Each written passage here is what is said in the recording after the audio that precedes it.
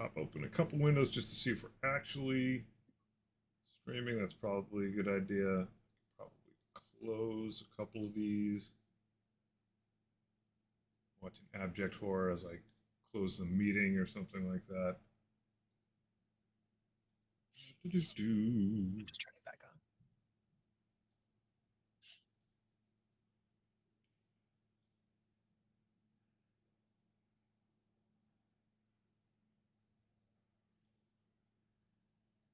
Don't need to check that. Sweet. Well, we might as well get popping. All right. First up, should we just Oh yeah, I think I just dive into the build here? That's what I got. yeah. I think I'm in the middle of the tutorial still. I think I just I want to show the picnic's yard screen. Some new things went in since we last showed it. But I have to finish the tutorial. Hey, this text looks a lot crisper. it does. I think I accidentally killed something though. Do sneak over here and go. Whoop. There we go. I had the wrong window up. Text does look crisper. Yep. Now, is this just the shadow effect that the normal sort of text system affords you? It is. So I finagled it a little bit. There's the core color of the actual text. There's the outline, and there's the drop shadow. And depending on what color is central and how you outline it and drop shadow it, you can make it crisper or not. Mm-hmm. And that just takes some getting used to pairing off colors. I mean, I liked the green that we had going in there because as much as it's a cell phone, it harkens back to like days of yore. It's an Uh, old cell phone. yes. So there's that. Uh, and so a lot of it was just like just noodling around a little bit. So they are still colors with a pretty like shallow palette, and I kept the like main neon green. I think I tweaked it a little bit, and then it was like a darker green or brown in the drop shadow, and I tightened the drop shadow up a little bit. It's all just stuff to play with your eyes when pixels are at work. Learning as we go. Similarly, this text looks better. Sweet. It's still fine print, which is nice. I think at some Yeah, point, yeah. I was like maybe it should be bigger, but then it wouldn't be fine print. I think we may be able to mess with it. And one of the things on the agenda today, it's good to see you, Badger, is talking about that whole flow. Speaking of Badger, Yeah. there's been some corroboration of the general opinion, and I don't think either of us denied it, that the like leave my yard flow is a little bit janky. Yeah, let's go do that, because sort of the fundamental problem. Oh, I didn't even bring anything with me. You know what? That won't fly. there's your fundamental problem. So there's a couple Yeah. things at work. One is that space on the screen. That's a little better. One is that when you're making the decision to leave, you kind of need what minimal information there is. I made a mistake. Rage quit the game. Yeah, that's how that's how we roll. Yeah. You don't have all the information you need to pack your van. Like if you know where you're kind of going, then you could sort of pack appropriately. So right now, the way the flow works right today is that like you're like, hey, I feel like I'm done here. I'm ready to move on. So you ring up your realtor and you're like, I've loaded my van. I'm leaving. And so hopefully you've loaded up your van. You hit two check boxes that affirm that you've loaded up your van with all your stuff, and then you're gone. Your old world is gone, and you go to a screen to pick a new level. What we'd like to do is have some sort of interim and involve the phone a little bit more, where you basically say, I'm done. You pick what yard you're going to go to, and then you come back, and all you can do is load your van up. and then you say, piece them out. That way you get to see the levels you have to choose from. You're a little bit more involved with that decision.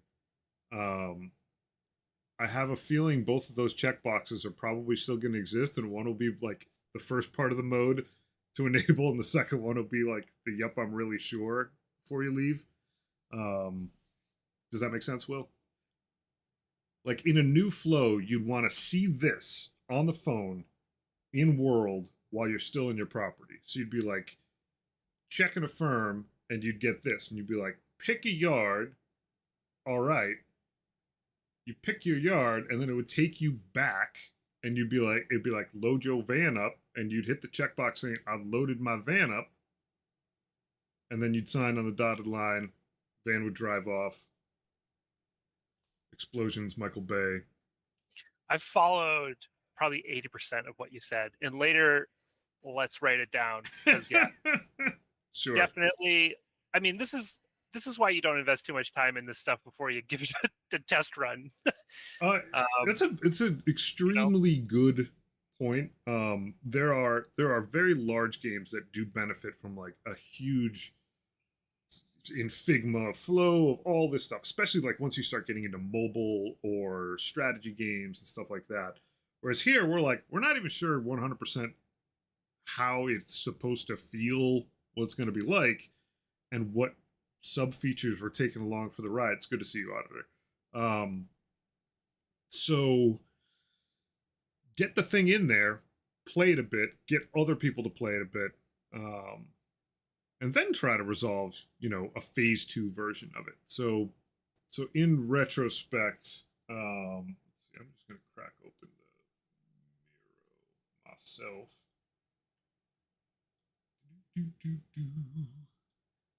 Not full screen. All the way over to this crazy realtor screen.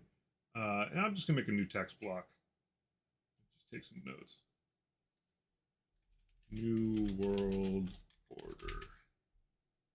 Yeah.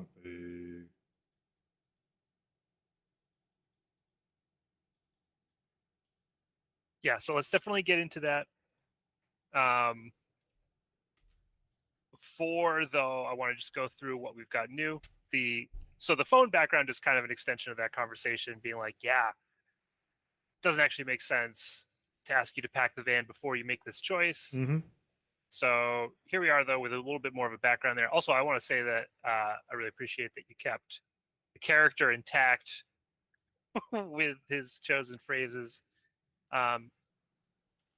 New in this build is the ability to enter a code to get a fourth yard option. So hello world is the code that corresponds to the tutorial level. I don't feel bad about giving that one away, but what else is up? Don't worry, that'll change, and that tutorial level should never pop up again. Yeah, no, we'll actually probably want to remove this key from the tutorial level.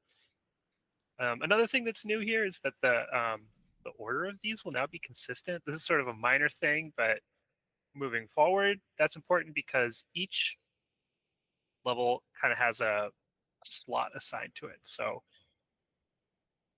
you now have control over which levels could ever be in the first choice, the second choice, and the third choice, and there won't be overlap. So this will make the sort of the deal of which levels you can choose from a more interesting array. I think with the current build, you could come back to the screen a million times and the order of these will all be jumbled up because it's just dealing them out randomly. Now there's a little bit more category to them.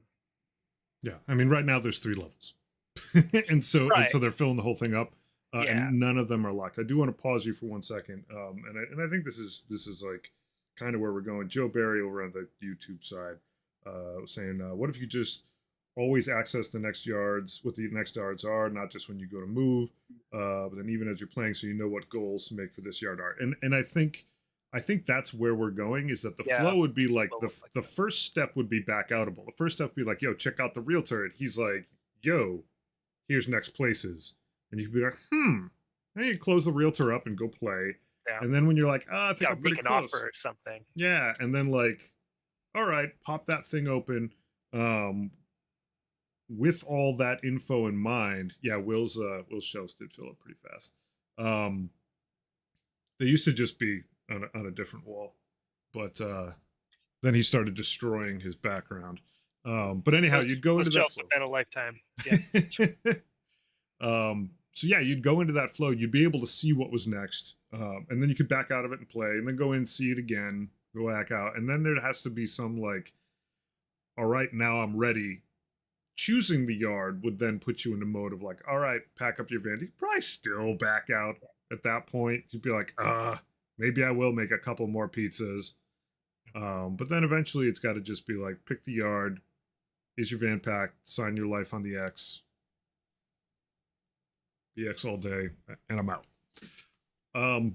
There's a nice side effect in there that had been in the back of my mind with the current implementation, which is you can Alt F4 here, come back and theoretically get different options, which is kind of like degenerate. So if the realtor always opens to the same 3 during your play session, that's less exploitable. One other thing to keep in mind here is that, like we don't. Yeah, he won that. That kill team Octarius sitting behind him. One thing to keep in mind is that we are gonna have like codes for levels, and we anticipate, those just being leaked on the internet, over time, and people just kind of picking, um, what they feel like playing next. Once the cat's out of the bag, um, and so for someone who is plugged into the internet proper, the randomization of this is I don't want to say that it's moot, but like having the codes here allows us to like either dish some out to someone who's streaming the game or leak one out in a blog post and just make it like after the game's been on the shelves for a while, most people are just going to plug in what level they want to do next. Joe says, I think then you wouldn't need the state of only being able to pack the van on the map since players would have been informed. I agree with you somewhat. It's just there's a couple. There's the like, oops, I went to market. And it is on them. Careful. But like, we'll see. We may not need it, but like, I'd rather this case. We may not do it in first pass, but I imagine there being some point where we just want to disable go to market. Just because the person's going through a bunch of clicks they've been doing a lot of through play and getting very used to hitting that button and being like, oof. And it's not like there's a save button. Like the game's auto saving when you do stuff. So we shall see. But I think that middle phase is going to be pretty light, Joe, at the most. Like it's probably graying out the market button. And maybe that's it. But I agree. One of the things we I don't want to say struggle with because we're pretty merciless, but one of the things we do consider and reconsider is just like how punitive we are. Oh my god, you save scummed opening chests. Same. You and me are the same auditor. Right. And just to like kind of sidetrack into what auditor is talking about, like, yeah, like the game allowed you to do it. That becomes part of the game. Was it fun to constantly reload your game to get what you wanted out of the chest? I mean, maybe getting what you wanted was fun, but you made a slot machine. That time you spent reloading, that's probably not fun. And I feel like it's the same thing here. Like the time you would spend shutting down and relaunching the game to get a different set of yards, like that's not fun. We should just have a system for you to get to pick the yard you want if you're in the know, like the secret code. Speaking of, well, actually, no, not speaking of that. Moving on. The only other thing new in this screen is the new badge. So a level that you've never played before will now have this little new text in the corner. And there's nothing else for me to say about that. Should I go into a yard? Yeah, go into a yard. Do you want to hang here anymore? Nah, go for it, man. Cool. Let's go. Oh, hey, wow, there's so much more green Yeah, on the edges here. Love it. This just feels more green. fertile. It just makes me feel better. I can't explain it. I mean, seeing life instead of Mad Yeah, Max right. is something. Yeah. All right. So my goal is to do some fishing. I haven't interacted with the fishing system you've built at all. I So wouldn't call it a system. How do you move WASD? do Uh, we have a note for fixing that? I'm gonna for put a note yeah, because for we really need to tell people how to do that at some point. so there is right now basically the phone when it's docked like that um, just has like a static message, or you're in an actual tutorial.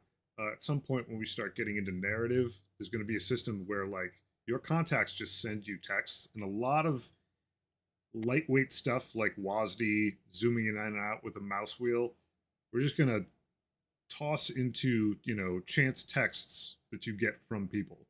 Because we don't want to like I don't want to turn the tutorial of this into a mobile game tutorial where it's just at this and this and this. Now, basic navigation is not too big a speed bump. Um, No, and it's come up so many times that people just go, "What? You can zoom in?" it's amazing. And we may also do some like natural zoom in effect when you start the level, so it sort of corners you a little bit up where you're at, or the opposite. There's plenty of polish stuff. So fishing system is is a little bit I don't know if the term's magnanimous, but basically if you unlock the stream or the pond, and I think one of them is probably the pond. Actually, you should check. One of them comes with like a fishing pole and tackle, I think. Yeah, here's fishing pole. This one has the gold pan. So Yeah. I want to go for the pond. That makes sense. And all it technically is under the hood on okay, that's on me then. I don't have a lot of gaming experience, so I tried the arrows instead of WASI. Yeah, we should also just use the arrows too. Yeah, there's no reason not to have both work. Um, and there's no reason for us to not mention it somewhere. Right. So fishing is just like any other recipe. Like it takes a fishing pole and I think tackle. Maybe tackle may be only necessary for higher level stuff. It's gonna be really funny when you crack this open because I haven't in a Yeah, while yeah. and it just doesn't Yeah, work. don't like explain too much. I want to just get into it. All right, there's a Sorry, non-zero I'm sorry chance. that I said system. Okay, there's a non-zero chance that Fishing like content. so there's a non-zero chance that you will not catch any fish today. I'm just letting you know that. I love that. See, Okay. that feels like a system to me. That's just functionally different than the other things. Like you No, I tweak mean it the could way be it broke. works. You may not have the stuff you need. We'll see. Still sounds like a future to me, but okay, all right. It is. How many times have you gone fishing and not caught anything? You are mistaking chance to catch something for me saying you might not have the stuff to You're do right. the act. But I'm hopeful. I'm pretty sure it's packed into having the stream and the pond. Pretty sure.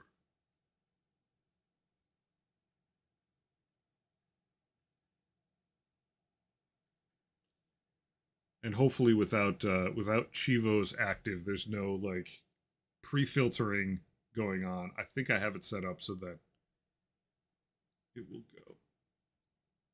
But I basically put the stream and the pond in here kind of on a lark, just like, well, it's a bigger map. It's a little more advanced.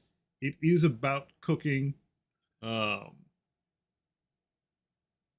if you can't do all the cooking stuff the first time on this map, it might be really cool to just like, all right, get fishing going, get a Cheevo there.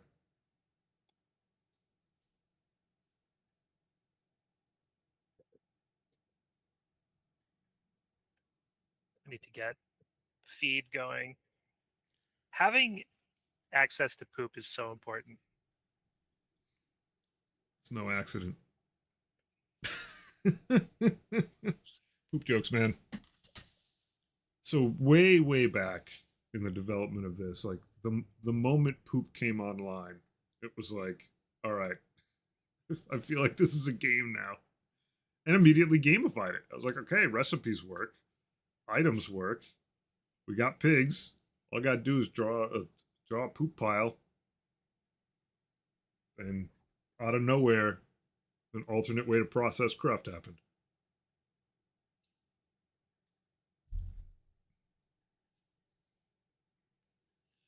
I have a lot of trash. You do have a lot of trash. I've We call decided to we call it to cruft. I've decided to forsake the pig loop. Forsake the pig loop. I love it. Let's see. There is a Cheevo, or will be, for catching 10 panfish, which I think is the simple one you can catch without anything too crazy.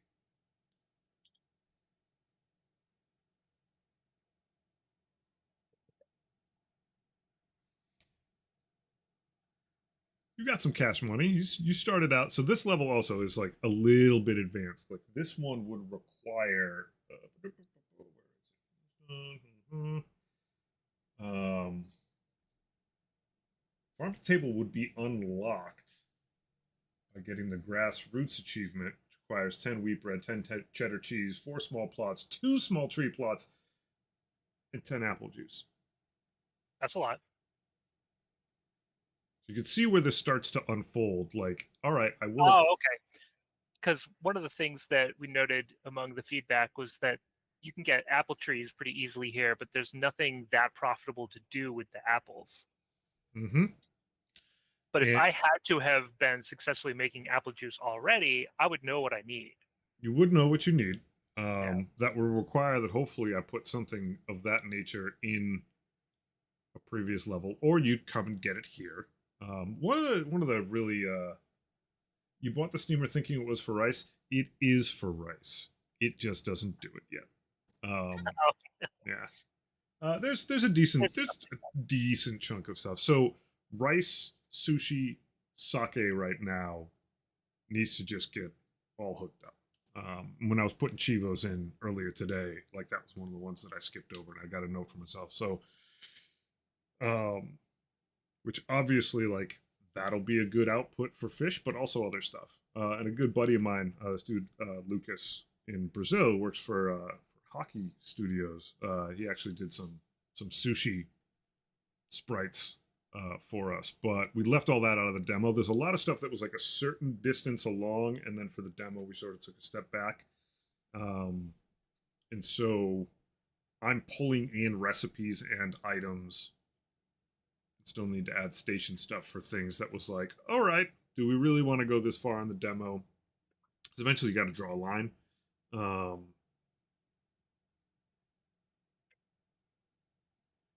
I believe there is hard cider. I believe. Let's see. So I can't speak directly to the exact state of any of these in the game. I can tell you what items are under the hood. There is an apple pie. There are no fritters right now. I believe there is cider. There is hard cider. Applesauce I didn't think about. Yeah. So that's the actual issue auditor. Like I was looking at one of the achievements, it's like a luthier achievement where you build it's like a few beds, 8 chairs, 4 tables, and it allows you to then build maple instruments. But in the DB work that we did preceding the demo, and some of the sprite work, like my wife went nuts and like made tons of instrument bits. And it was like, all right, how far do we want to go with this? Because just adding more stuff, like eventually hit an upper limit of like what you can even process mentally and what looks okay in the UI. So like I just went with Maple Instruments for the achievement and pulled those items in, though I think we have like ebony, cedar, oak, not cedar, ebony, oak, maple, and apple. So we got to decide. Like that might actually just warrant its own crafting stall. That is just like, all right, this we're not mixing instrument stuff elsewhere, um, just so that the recipe list doesn't get totally out of hand.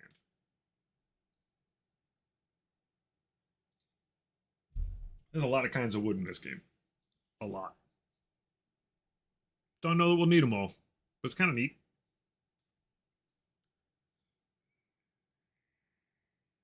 Yeah, it's a challenge to differentiate between them visually sometimes. Yeah.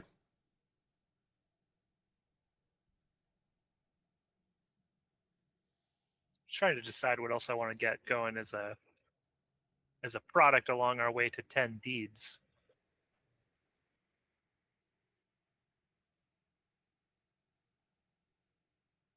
Let's see, what is this? If you have, I mean, thing is, like, if you've got access to, trying to think of something simple that's kind of circular, like with flour and water, if you got a fermenting bucket, you could A, make dough out of the yeast, but B, you could probably just sell the yeast off.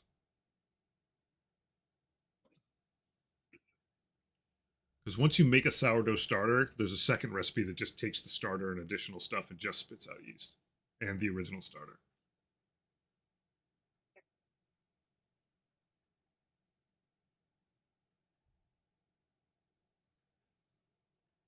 I was just talking to Hans last night about the importance of owning a fermenting bucket or several. I see. 2 flour and water makes me sourdough. Yep. Cool.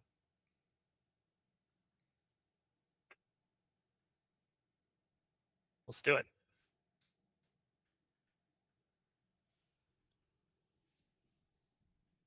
2 flour. Okay.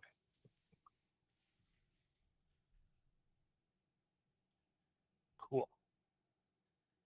All right, and I have trees to do stuff with. I mean, we'll get the apples going.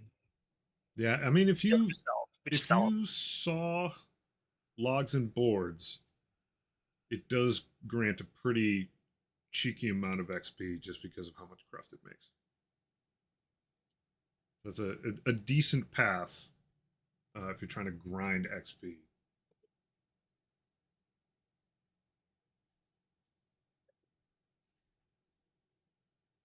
I think I can refresh Sarah because I'm not going to buy anything else right now. Just get more composting going. I'm still debating. Like I might split Sarah out. She's got a lot She has a on her lot going shoulders. on. Yeah, like a tree, like a tree character, and like a Seeds produce character. Yeah. There was a time when she was also farm animals, and then I was like, you know what, Otto, you gotta be the farm animal guy. Yeah, I saw that you were beehiving again. I need to beehive too. That's another thing I've never really interacted with. I gotta make a note. Okay. So now, okay, so make the starter, sometimes get yeast. With the starter, always get yeast. That is pretty slick. Whoa. Tree shot out of there like a rocket. I gotta, yeah, I gotta gate beehives behind a, not the bees. Yeah, that's a good name for Cheevo.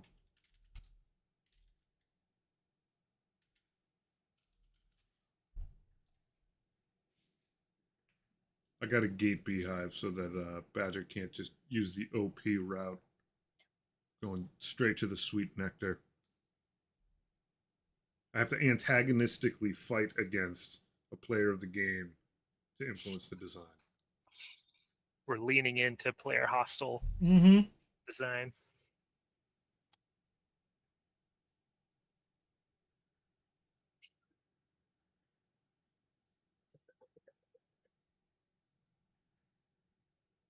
I love when something big and silly goes flying out of that confetti gun, like a So tree. good.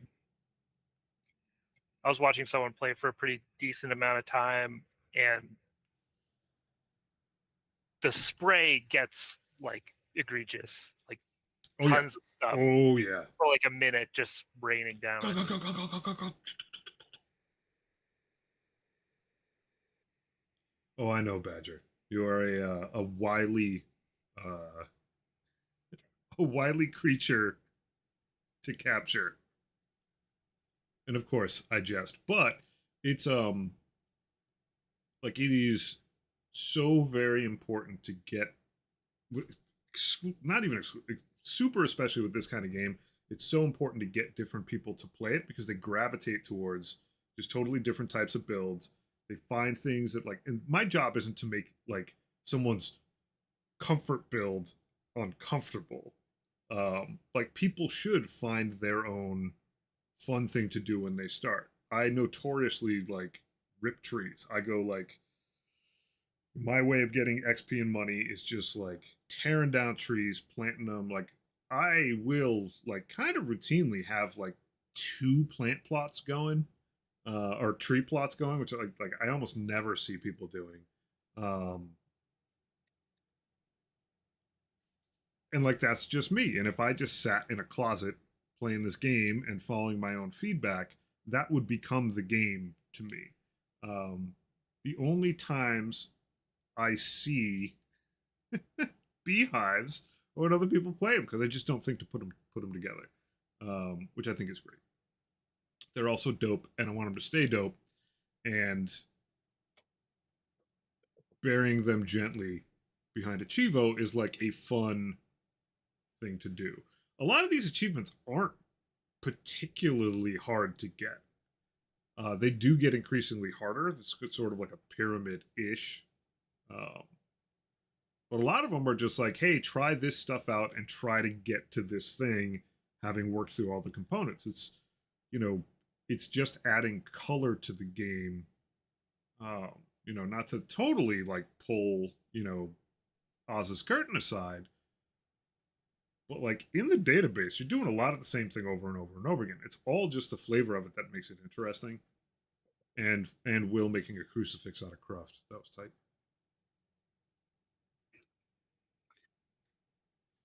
I'm just like, I've hit the point in the game where I'm in the zone, absolute, Indeed.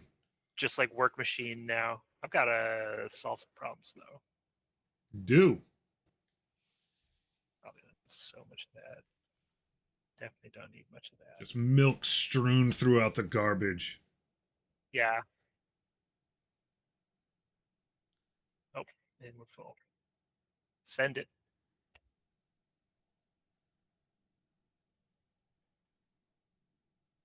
But you totally get to just like thieve good ideas. You just crowdsource them. And it's not that like Will and I can't sit here and just make everything up. It's just that every player's sensibility is a little different, and getting a whiff of that from a bunch of different folks is fantastic.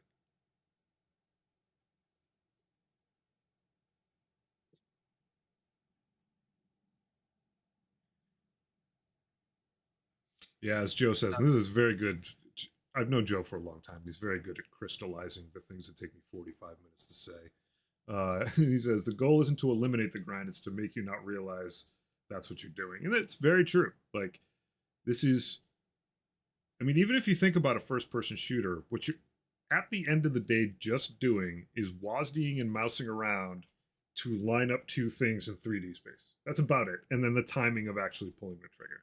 And you run around, you do that, and you do that. You do it thousands of times, but based on the variables and the character of those things that do that, how high you can jump, how the level's laid out, what the gun does when you pull the trigger, feels awesome if you get it right.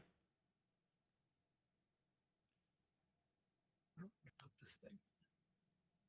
I think one of the challenges for us is like once someone gets it, I don't think a ton of people are just gonna be like, I'm doing the same thing all the time. It's that there is like a little membrane for a player to cross, and once they get it, it feels like you could do just about anything, which is kind of true. But if you don't get it, I think you just kind of end up a little stuck. I mean, the biggest feedback we got during the demo was, "All right, I made a pizza. I don't know what to do next." Um, and that's very much the way the demo was set up. And it's not surprising feedback. And some people were just like, "Well, I'm going to try to make whatever I want," and that's cool. The Cheevo system is like all about breadcrumb trail and giving some progression to it, not overwhelming the player. A lot of these recipes that you see on stations will be locked at the start. A lot of the stations won't be a way for you to make it, so that it's not just a like piping hot sandbox of chaos when you start playing the game. And then over time you sort of build mastery over like, all right, I chose which Chivos to get in this order to be able to make this more challenging stuff that is still just doing the same thing. All right, we've got it.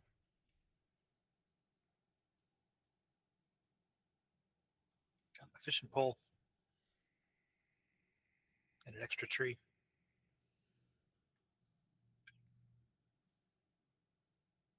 So now I need fishing tackle. Yeah, I think this might be the catch. Does the stream have it? I doubt the stream has it. I don't know. Nah, it doesn't. I wonder if someone sells it. At this point, someone might not sell it. I think that might be the issue. You might be host. Darn it. Yeah, that was my initial warning, but good to know. Can you craft it? You get to say I told you so. Check out your workbench. Scroll all crazy.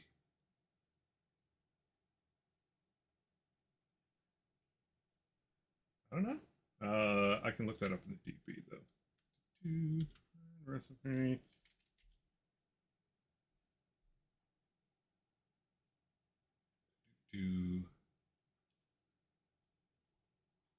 You can, however, it's a matter of where it is. Open the stations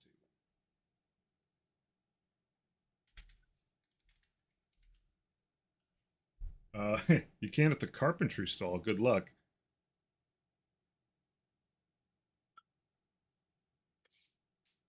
Okay. Carpentry stall would require you build the drafting table. Fantastic. Drafting table would is this one. Yeah. It's copper. Yeah. Oh boy. Check out Maury. Is Maury even here? Nope. You should unlock Maury already. Should have implemented the part of the game that allows me to unlock Maury already. Yeah. So womp womp. Right now you can't. And we're going to run into this basically while, I mean, don't get me wrong, there will absolutely still be buggy versions of this as I piecemeal add things into the places they need to be in this web of deceit and crafting. But right now, while we're getting Cheevos stood up and all that jazz, there are some dead ends. Yep. All good. That so said, is there anything else we want to see in the game? Is there a different achievement you want me to try to do? Let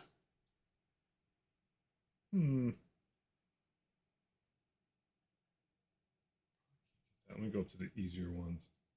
I think. Let's see. What time is it actually? Got yonder Cheevo spreadsheet right here.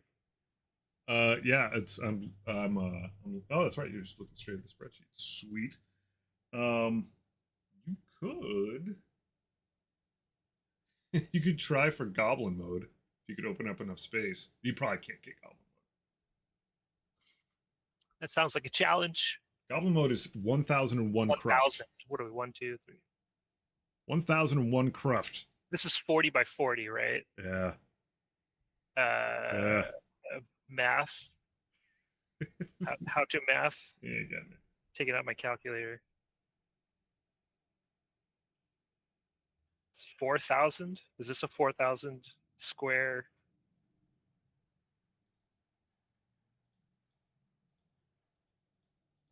It's 1600. Like you can, 1600. Hi, you could, yeah. my name So is it's, Will. yeah. So, I'm a yeah, software engineer, but I can't tell nice. you what 40 times 40 is. I'm reading the other Cheevos. You theoretically could do it. I'm Thank not worried about that. Um, I'm not sure that that's that much fun to watch. Fair we enough. we do have a pretty We would, stacked agenda. yeah, yeah. That achievement is basically play this level for a really long time. Or a bigger level.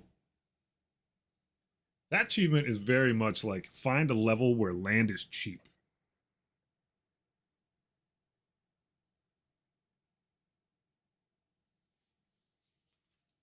Let's bake something with all of this yeast and then pack it in. How about that? Sounds good. You're on farm to table, right? That's true. Yeah. So I'm gonna be nice and make Tim sell some tackle.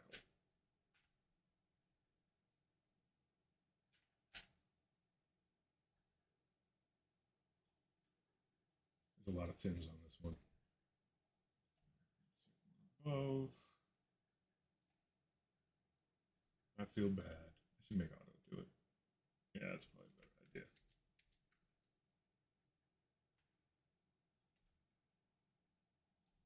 Oh, apple pie. Pretty sure you can lose your fishing pole too. We just make it sort of a taxed thing. Let's see, selling it at 35%, Butter. 35. Score tag. Nope. Fish tackle. Fishing pole. Fishing tackle. All right. So next time you go in there after I build the DB,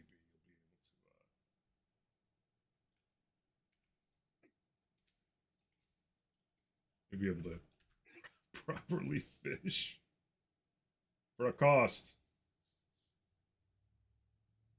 All right. Got bananas on the way. Oh, We're gonna bake a pie. nice. Oh snap! Is that the build? Is this the banana cream pie build? It is. It Damn, is. couldn't have planned it better. How'd you get bananas? Well, I haven't gotten them yet, but I'm growing a banana tree here. Oh, did Sarah have the sapling for it? Sarah had the sapling for it. Yep. Interesting. Can't trust her. I was glad she did. Yeah, I know. Yeah, I don't think those are gated right now at all. Even, I mean, on paper, of course. Yeah, I don't think they are. Sweet. Oh, I need flour. How do you not have flour with this setup? I sold it. Sold it. Sold That's it all. one thing that I personally don't have a problem with, but a lot of people do is just like selling something that isn't a fully realized object to make space and make money. Like Yeah. I sell stuff that isn't ground into flour yet all the time. Is it better to grind it into flour? It is. And with time really being the only major pushback, like could do it, but there's a action economy element to this game, even though it's very soft, very non-punitive, where it's like, well, I could grind that. Like someone is going to literally just make grinders and grind flour and just keep selling it in the market, and like you're free to do that. Yeah, like there's a point where I feel like people interacting with the game say, "Oh, okay, I'm going to make money," and then you solve some sort of pipeline to a point where, like, okay, I'm making money, and you go, "That wasn't that hard." But the game isn't just about making money. There's very few things that actually reward you for cash money. Yeah.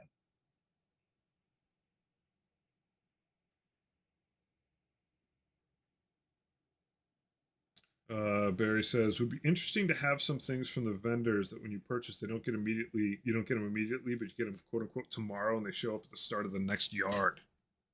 Ooh, Hmm. Hmm. Cheat in the van. mail it to me. That is Well, interesting. you were saying that one of the there used to be a much more in-depth sort of like mailroom design. Yeah, they're absolutely like in the start. It was like, hey, the van was going to be like the most elementary um, starting point thing that I ship stuff with, and I would like to be able to like someday maybe blow that out again. But there was like the possibility of going to a yard and trying to build up for absolute bulk. Like I'm trying to be um, Jeff Bezos. I'm trying to be like the Amazon of like I'm printing out notebooks and I'm printing out hundreds and hundreds and hundreds of them and I've got to package them, but like there is Beth Bezos on my phone who's like willing to accept stacks of like 500 books, like crates of them. And so, the path would be you'd pull up with the van, but you'd actually upgrade off map a piece of property so that when I right click, instead of right clicking a van, I right click and go into a warehouse. And I've got like packing stuff in there. Now, when I leave, I still pack up my van and I leave because that's a thematic thing. Um, no matter what I leave behind, I always leave in the van. But it is something like it is a piece of the fantasy that is interesting to me, and maybe someday we explore it again. We got them. Them pies. Them pies. Sold them. GG. GG. Says I got the Cheevo spreadsheet here. Do you want to talk about the Cheevo spreadsheet? I do. This is So you spent some time plugging in a lot of data. How did it go?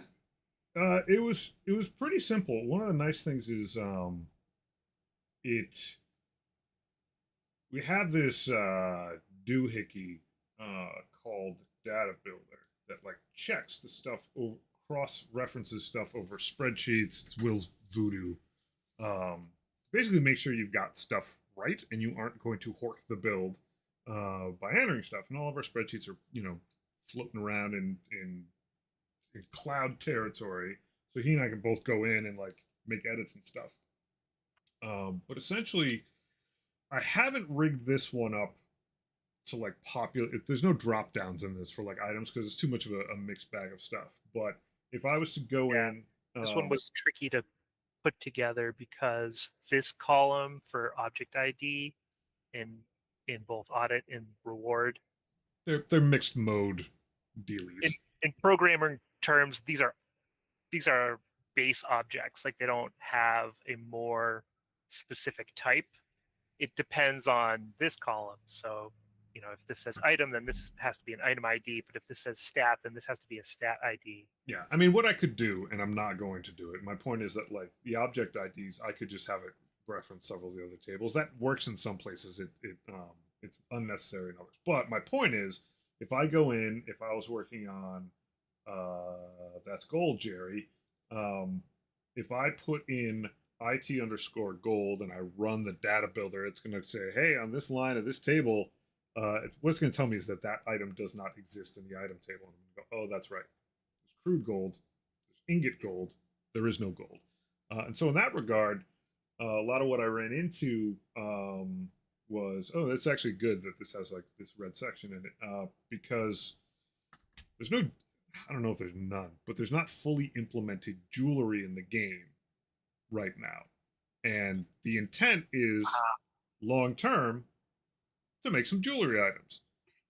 So what's interesting is that like it got me going back into the database and seeing what we have and whatever. And in this case, I left it in there with a note to myself to make the stuff, and I'll just go back in, and gives you some starting cash money for every playthrough after that. But I'm just going to go back in, add some recipes for jewelry, and add more character, basically in the Miro, a little card for it. It's like, yeah, and jewelry. So it's good. It's like I had a pretty good time right now. Um, Going through this process is very helpful in sort of in my head figuring out what the grand sort of web of activities is. And it's going to take a lot of playtesting to get right. Um, but like Tim's Trust is like through the same Cheevo system, what you get for finishing the tutorial. And it literally uses this system to say, hey, after this, um, you're going to get a recipe for the hand tool that is the magnet. I went in and just, made the recipe for it, in a different table, because as Will pointed out the other day, he's like, there's no recipe for it. Well, go in, make that. I typed our hand tool magnet in here, and the data builder was like, yeah, well, in the recipes table, it doesn't exist. So I went to the recipes table, made the recipe for it.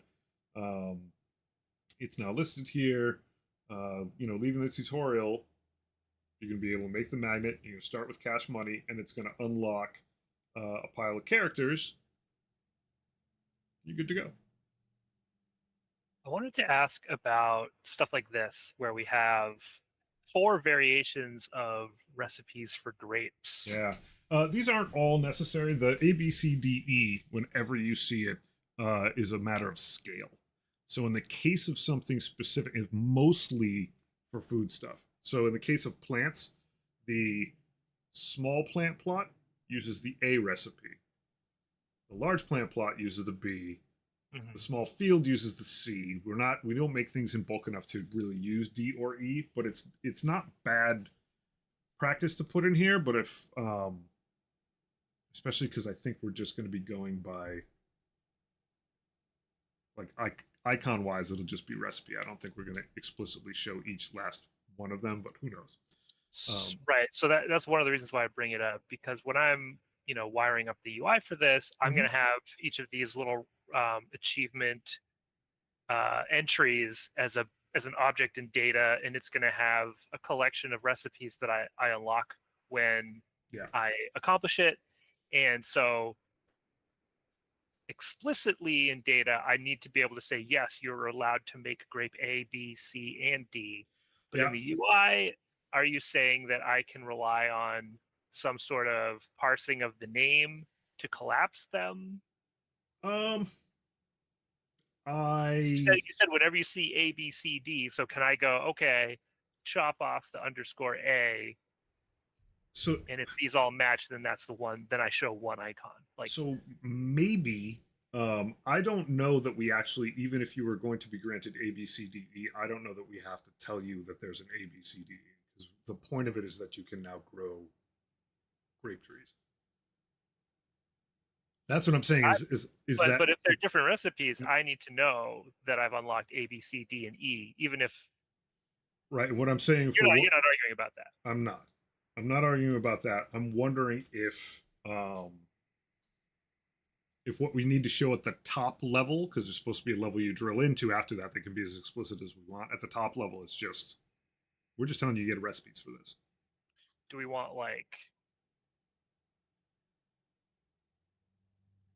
reward icon IDs?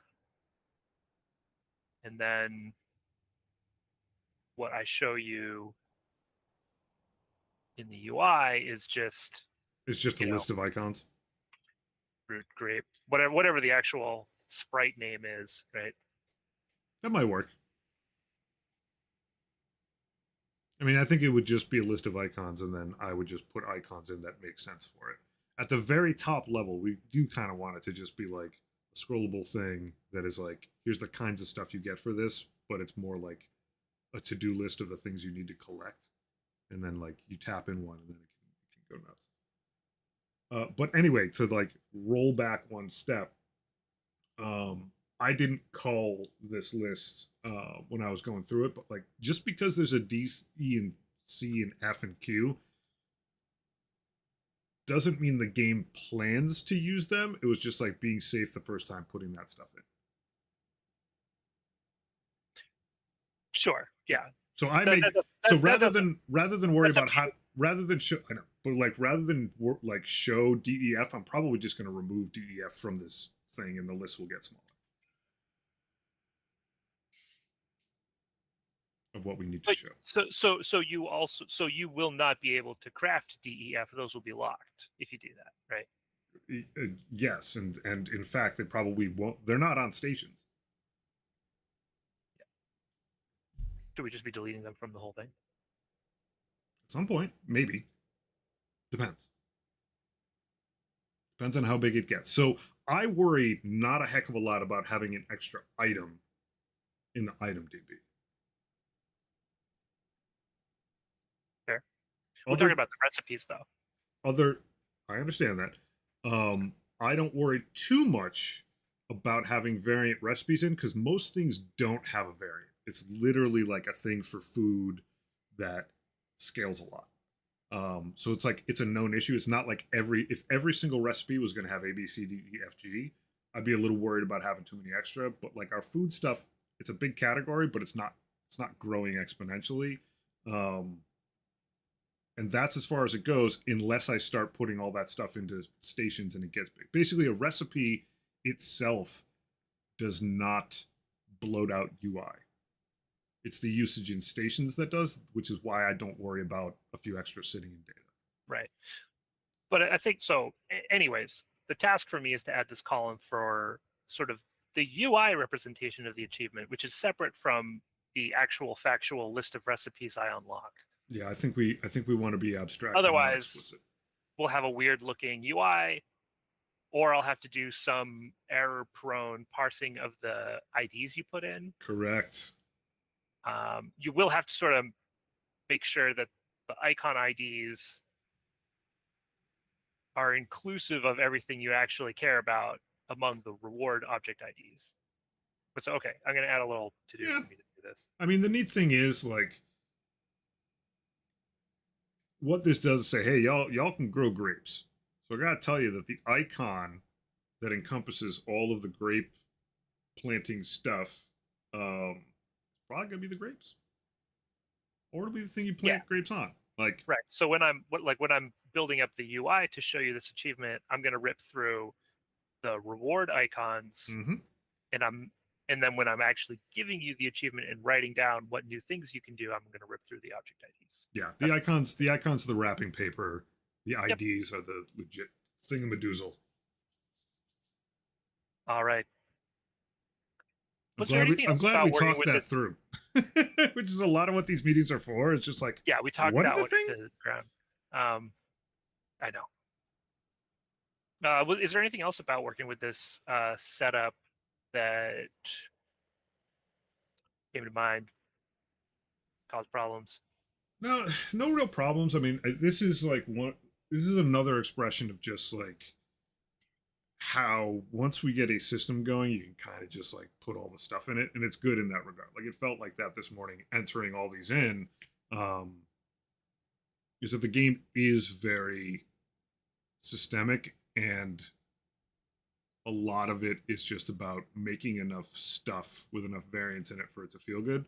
But I was genuinely pleased putting the stuff in. I was like, oh, the only thing holding me back is whether or not there is an item or recipe or not.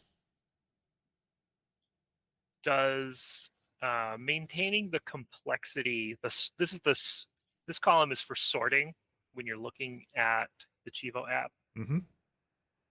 and you have no progress on, or you have a bunch of achievements that are tied in terms of your progress towards them. Mm-hmm. So the second sorting criteria is this complexity column, which is just to give you the tools to surface easier achievements or whatever you want the players to look at earlier. And it's just an index that you have to manage. Is there going to be trouble there? Is that going to be a pain? The only place it'll be a pain is if it can't be 2 twice. If I can't have 2 different Cheevos that are 2, because I will accidentally give 2 the same number if it chokes the game. At least as long as it tells me, that's fine. I mean, I could choke the builder if that's not allowed. if it's allowed, then we need another way to sort between two that have the same amount of progress and the same complexity. Main thing is like just managing a list of numbers across a long spreadsheet is kind of a pain. Whereas like if two things have two for a priority, I genuinely don't care what order they go in, provided they don't flicker in real time in the same UI.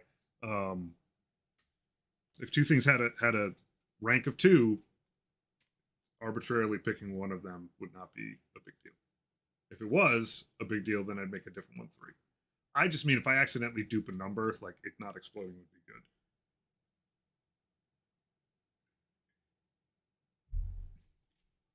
So it sounds like you don't have a strong opinion about which way it works. Yeah, not really. If they all need to be different, that's fine. I mean, I could go up to 1 billion. So, like, it's not a big deal. I just have some big numbers in there. I don't have to worry about fidelity, is my point. Yeah. I guess if it doesn't matter to you either way, I pick the one that's the least work for me. Perfect. Which is probably doing nothing.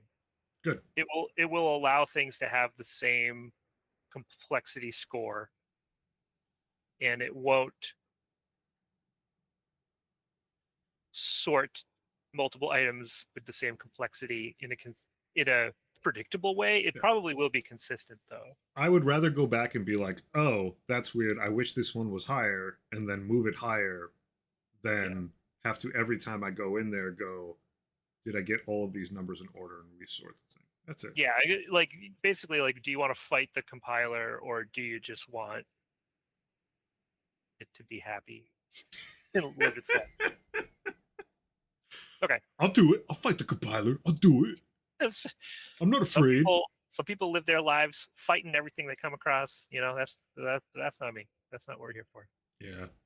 No, it's fine. And to be honest, we probably discussed this more right now, which is fine, than I will ever have to interact with it, because I'll probably be fine and just put numbers in there correctly. I'd rather talk it to death now and then never have to worry about it. Yeah. Joe mentioned like you do complexity than ABC.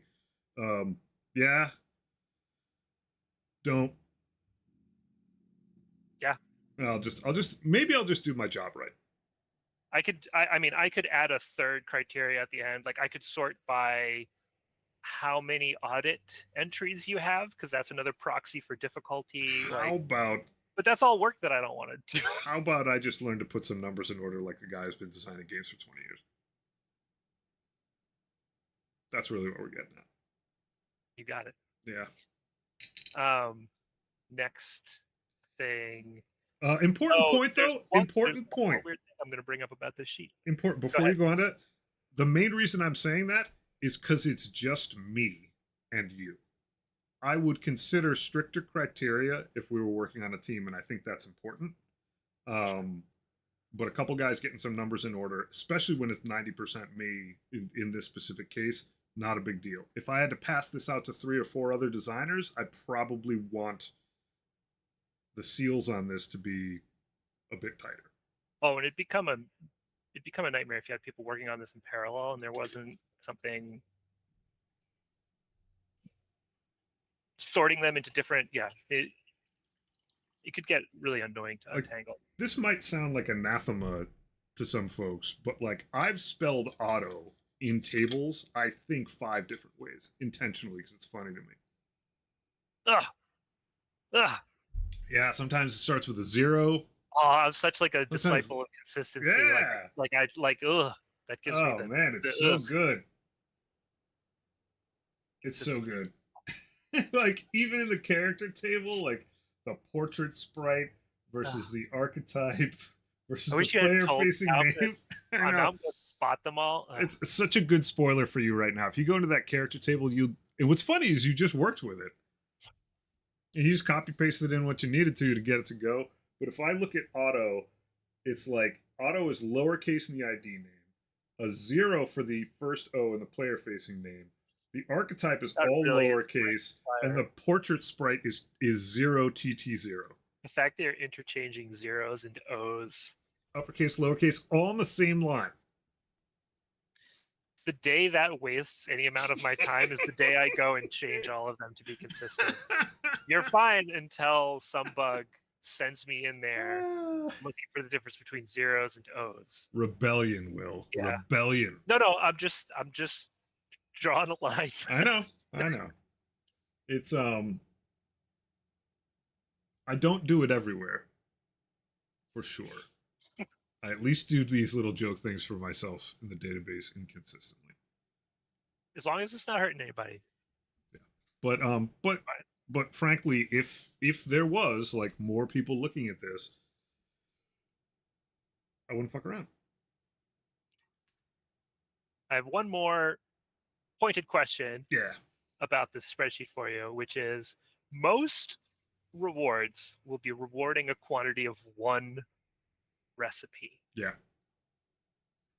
that annoying? Is no, that not in the worse? slightest? Is that worse than allowing the column to be empty? I'd rather it was filled in. Generally, that's our guideline, which is explicitly put something in there, even if what you put in there means that there is no data here. Yep. So, okay.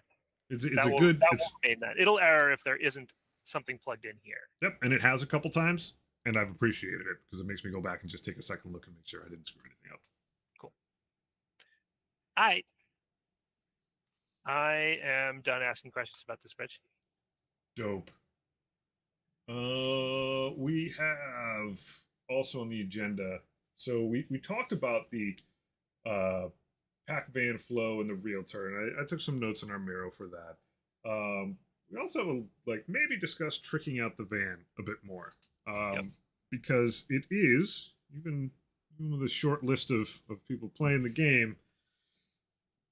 It's something that keeps coming up, and that tends to make me think, all right, there's an expectation there. I don't personally disagree with it at all. There's no like weird design reason why we wouldn't want to do it. There's only a schedule reason to be like, well, I don't feel like it, which is not a really great reason. We've discussed how, the van is kind of your avatar in a weird way. It's like the representation of, it's a God game, but like, van coming and going kind of implies you. So I think at some point it'll be an interesting update to the game, and certainly works well in terms of progression to like enhance the van. And there's two vectors here. Like one is like gameplay advancement, and the other is very much just cosmetic. So I think putting pen to paper, high level design. I'm gonna spitfire some stuff. And we'll see how that flies. So one, I think a trailer is a really good idea. I think we've discussed it a bit. I think the opportunity to take more stuff with you is pretty cool. I think having it be a separate space so the van doesn't just like explode on the inside is a little cooler to me than just like rescaling crap and saying the van actually, I mean, everything is a TARDIS in this game, but like, oh, the van's actually bigger on the inside now. That I don't like. A trailer I like because it can be modular, so the van stays consistent. But if I give you, I know it sounds shitty, but if I give you a trailer that just has 6 more squares in it, that's still very high value. So like having a trailer you upgrade that it gets bigger, that to me sounds like, very easy step-by-step improvements to do. I think we should do something with the cosmetic part of this for the van that just opens up Steam Workshop, make your own thing. I think we need a foothold into getting the Steam Workshop to work, and the cosmetic dealie seems like very low hanging fruit. It is a sprite replacement, but it gets us into code, talking to Workshop, having things be downloadable by people, having a directory that crap goes into. And as an example, like we get it working, I'll just cook up like a couple van examples that ship with the game. And maybe we have them be unlockable or something, but like the player can just be like, yo, I can do my own van.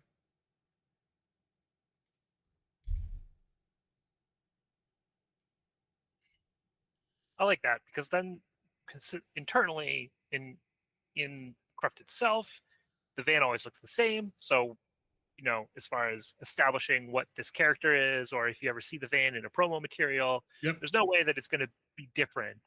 Yeah. Yeah.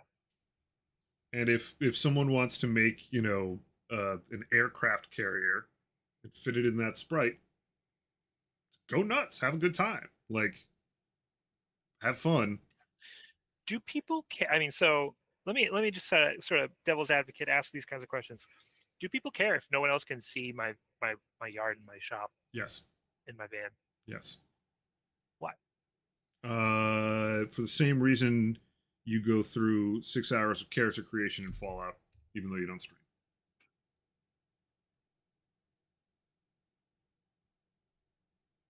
I buy it.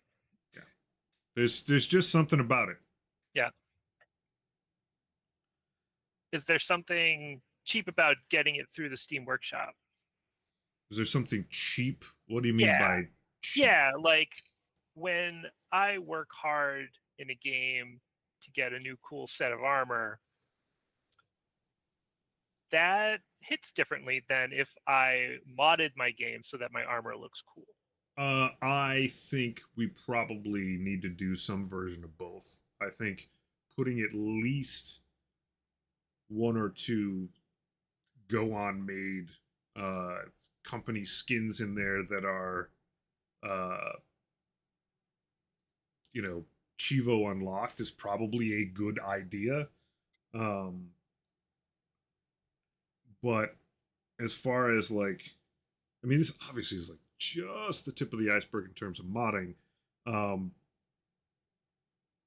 People having the ability to like make one, share it, someone other person gets it, has a different just like social dynamic to it. Um, Sure, it certainly is a nod to the Steam Workshop ecosystem. yeah. And I think the other thing is like it allows you to put some amount of personalization on the screen if you're going to play this game for 40 hours. Like that's kind of cool. Is like, okay, I played the game, I liked it. I see that it's got workshop. I go on workshop and someone made a van that's like painted up with like flames on the side. I think that's cool. I download it and now it's like I feel more like this is my yard with a dope van on it.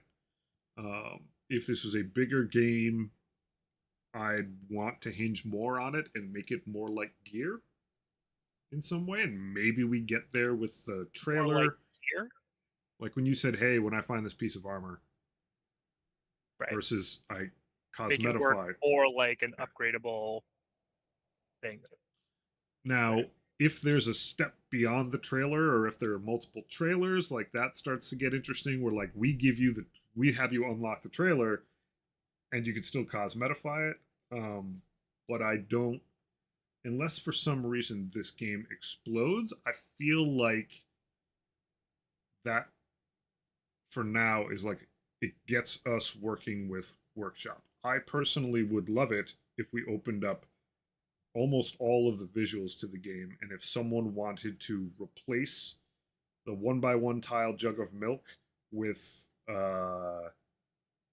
with a amulet of cheese making Right. and write their own text for it, we would allow that someday. And so that use case is we're set up pretty well for that. What sprite we show and what text we show all just comes from the same place in data. The van is actually not data driven At all. at all. Yeah. And That's what we'd have to do is make it a hot swappable data thing. The yeah, that's okay. outside, Like, the outside of the van is not data driven. The inside is. right, and that's like and It's even more problematic. yeah, it's even more problematic for the van because that's just a background of a location. You don't really know it's a van unless you're willing to like look at the name. and be like, does this match the name that I know is the name of the van? So we would need to, like, whatever asset replaces the van in your yard would also need to be used somehow to match to replace the van background in the van location. Or they just make two. I don't know if I don't think using the same asset is safe. Having done it. We resize these sprites all day. Like there's no. That van background is a byproduct of not doing that. Right. So how? If you want a van that on the inside looks like an expression of this new van, the person is making a pair of assets. And we basically need to give them the template for what the van looks like in the back, the template for what the van outside looks like. Make it easy to make it look good. Like, yep, this is your pair. It sucks if you go through this work and then it looks like garbage, and you're like, it's all just blocked out. And so like here's the two basic things in this directory. You dupe them, draw your art over it, put the new versions in, and then I go for a bio break. Drop the mic. Royal blue and dark gray van indeed. All right, you go. You bio break first. I'll tap dance, and then I get bio break when you come back.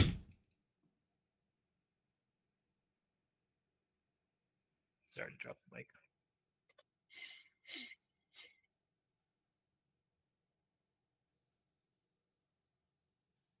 I mean, I do think there's another way to do this, Badger, that you're sort of hinting at, where it's just palette swaps, right? Not just palette swaps, but letting you choose the colors of the different parts of the van.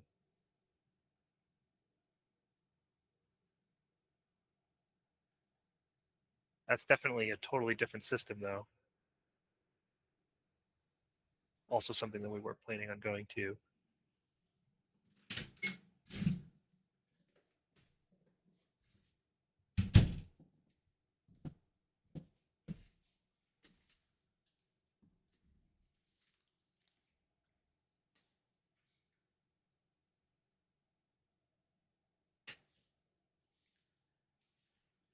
The second thing that I would do with Workshop, even though it's unrelated, I would do it in the same pass as localization. Maybe not even in the same pass. Yeah, I know. We've talked about look before as well as this as a similar. Yeah. So I'll leave you with this thought before I drop the mic. Badger's talking about just letting him make the van the colors he wants, right? Like there's a different way to do that. Like we could allow customization of, particular keyed portions of the van sprite and just replace them with whatever color they choose. I would rather not for this case. Now it's my turn. BRB. Rewrite. Yeah, go for it. I'll counter what you said to not you. You just do that in Photoshop if that's what you want. What that doesn't allow you to do is make a Thunderhawk gunship for a van.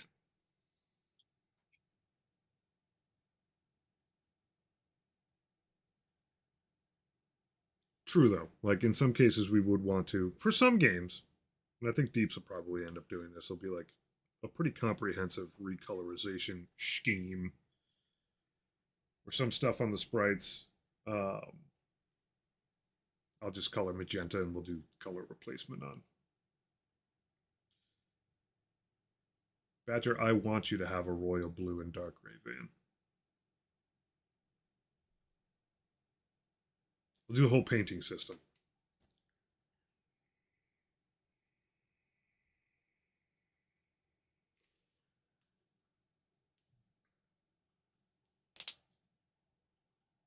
That's actually what I'd like. Is that like if some excited people out there are like, hey, I just made 5 new vans, you get to pick one. Like that to me is like, for a tiny game like this, that's pretty cool. That's fun.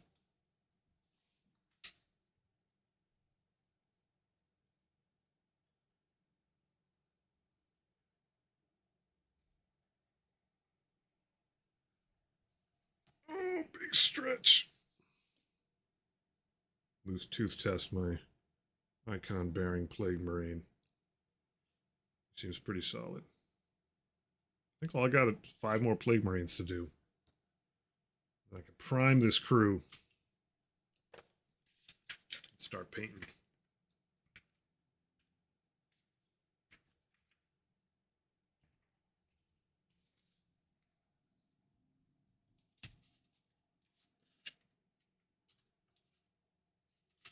That's what I do during lunch. Huff the glue.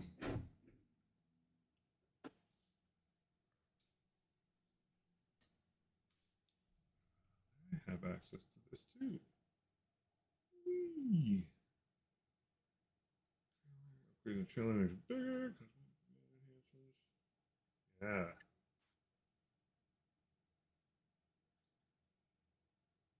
Do something rude over here. I have returned.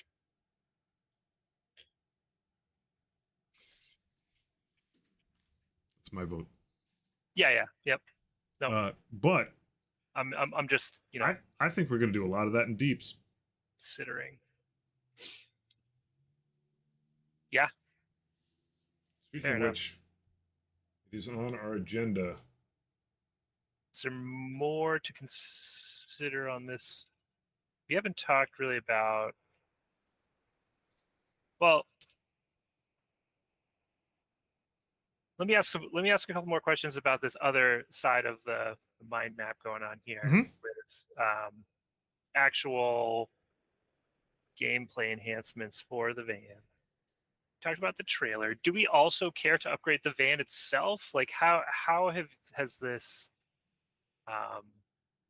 design solidified in your head? Falling short of building out a warehouse that the van now sits inside, I feel like the van being a constant in terms of its efficacy is good. It feels very crufty to me to like put a trailer on it, put a, I don't know, potentially, I don't think the rack on top would look good, but you know, that kind of shtick to it. Um, I we don't have any real pushback on how long the van is gone. Like it is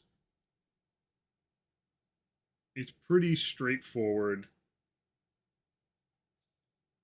If we were anything that we were going to do beyond just the space of what you can carry, we did discuss having like heavy items potentially. Um, that's some route we may want to take where like if you want to take a statue, you have like some things get spit out of the van that you can put in the trailer. I don't feel like we're there yet to need it. Yeah, I agree. Yeah. There still will be things you just cannot take with you. So really, the where your head's at right now is that the van doesn't need to change, but we can accomplish this goal of affording you more space for the next yard through a trailer, and giving you a new object feels more like the game than having some crazy upgrade loop where all of a sudden I'm driving up in a 16 wheeler. Yeah, I think there is some value in I only repaint or upgrade the van, and yes, someone can come back in and turn it into an Apache helicopter if they feel like it. But like the van is my jam. That's what I do. I always like reduce back to this like I could just be living in a van. I like this. Yeah. Which is like kind of what the game is about, because you don't get paid. You don't sell the property. You literally pack your van up and just drive off. And Trevor, the realtor, like, God knows, he's just like, I got another property you can go to. He doesn't charge you money for it. Yeah, Who where's knows? Trevor finding these? He's chilling on the beach somewhere. It's like, yeah, I got properties you can go to. Maybe you're just squatting. My point is that like that van is kind of like your thing. But Yeah, for sure. There's like there isn't a better vehicle to encapsulate sort of the spirit of what we're doing than a van. If we unlock upgrading the van to new different types of vehicle, like maybe we need to start you off with something smaller. Like maybe you just got a sedan at the start of the game, and like that doesn't have the same tone, right? Yeah. Badger mentions color changes is fine overall. Extra space is only required for moving between yards. Yeah, but there's a lot of balancing pivot you can do off Yeah. of it.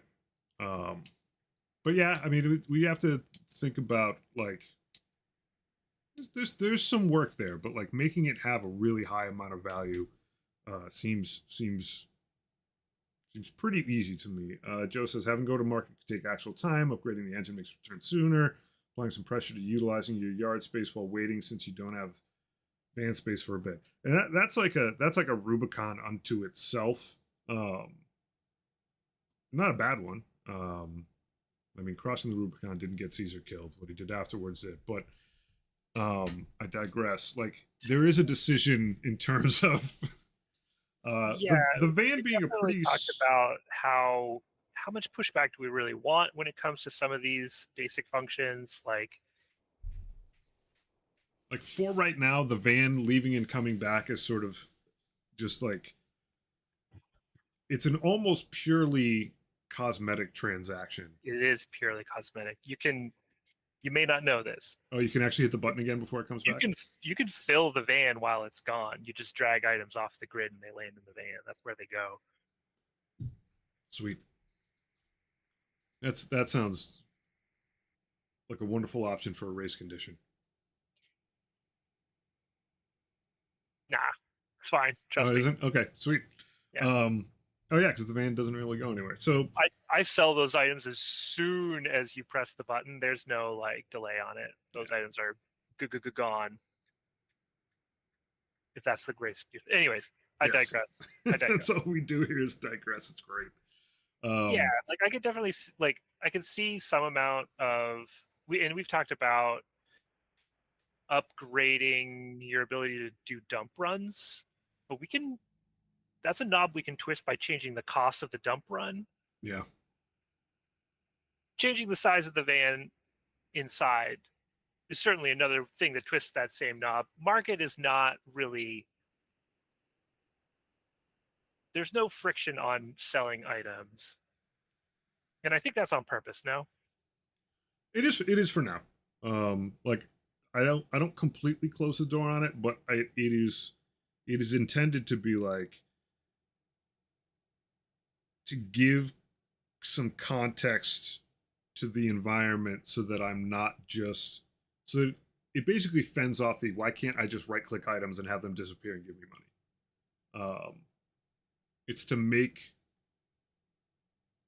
the space and action economy matter because you got to bring the stuff there. It's not so much the cost is physically putting the crap in the van right now, and it's a pretty high cost.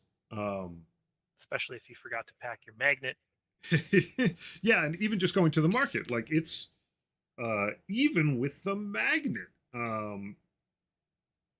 for a relatively soft game, like the amount of feedback of people being like, "I wish that just went faster," or "I wish you just shut it off," that I'm not going to do it.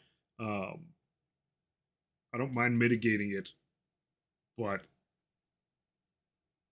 it keeps the game from actually just being a spreadsheet.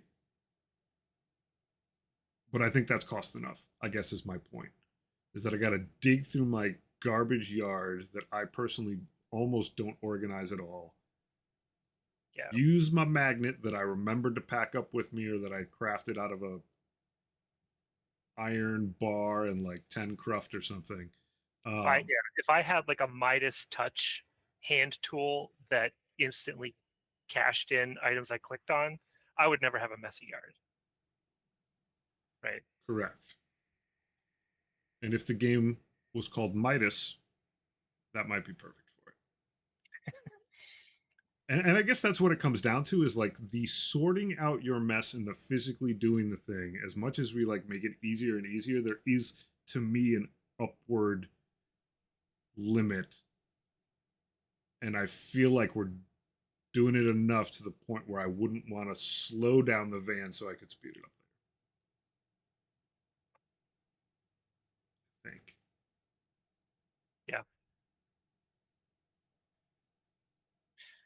So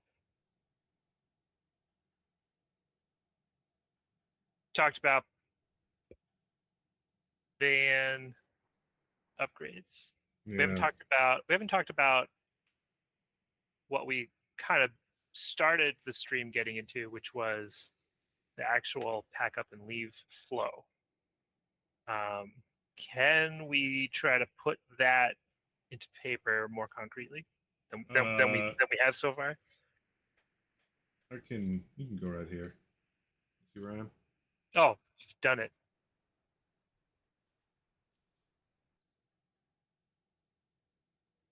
Number order. Extremely shorthand.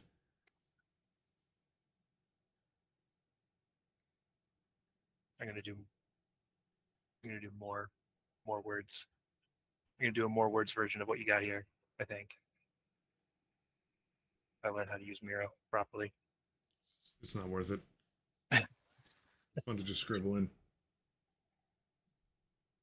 Well, someday I'll set up a stylus of some sort and then I can scribble too. Okay, so you can always open the Realtor app Mm-hmm. and the first screen and see the available properties, right?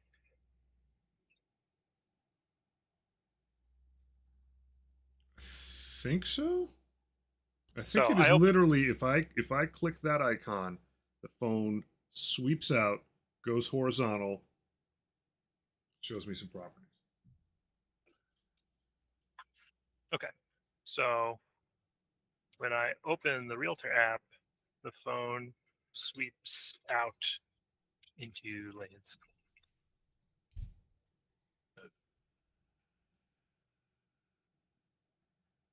First Realtor app screen shows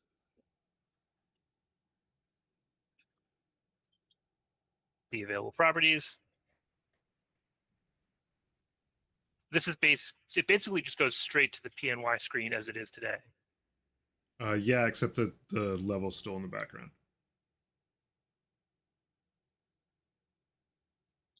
Does not change scene. Yep. Okay. And then it probably doesn't say let's go now. Back it up. What does that button do? I think it's the back it up button, or pack up button, or get ready to leave button.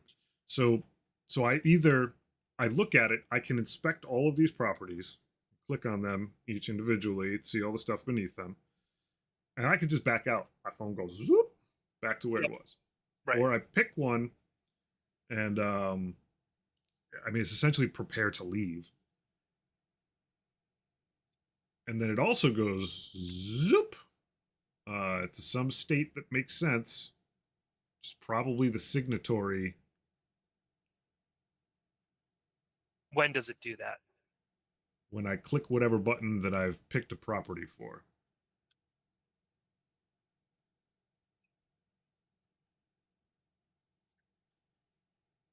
It probably still can say let's go.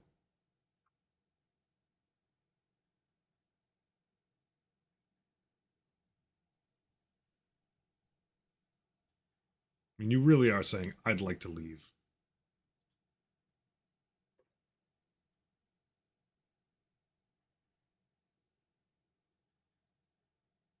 And it's just a string. We can change it to Cthulhu rules at some point if we like it. We will. App goes to the signatory screen. All of that new name, screen name. And so here, now the market button is disabled. No? Yes. Is the dump button disabled too? Yes.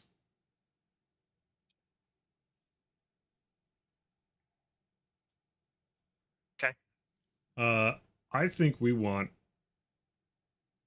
everything disabled except for moving objects into the van, in and out of the van. Like, do we want people crafting in this state? That sounds terrible. You should just back out. because I don't want to leave the game playing in this state.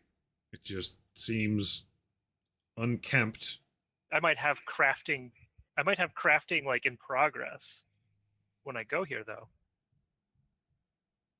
You might, and all I gotta do is hit back and just play the game more. So when I click the Let's Go button, does the phone switch back to portrait mode? It does. Slides back over, and I think we end up at very much the screen we have now. That is the check the small print, check the small print, sign. Can I interact with my yard while this screen is up? You have to be able to put stuff in your van while the phone is in this state.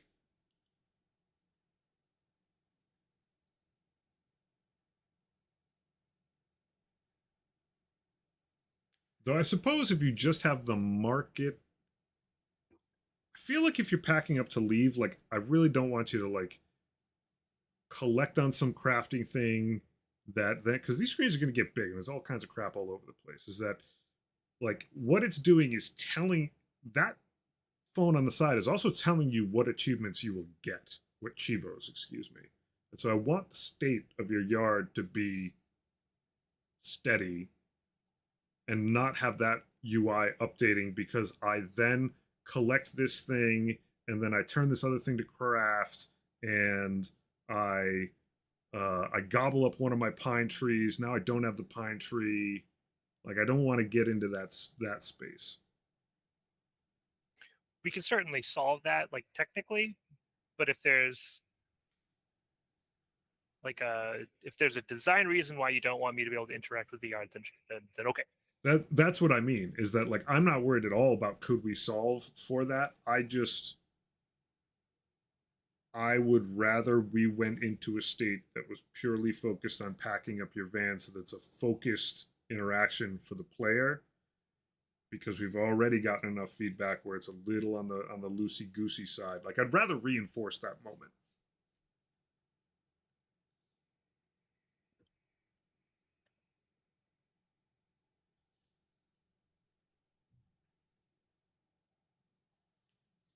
Some of this is the father in me being like, we're loading up the van right now. We're leaving. I don't want you sitting there making another fucking cup of coffee.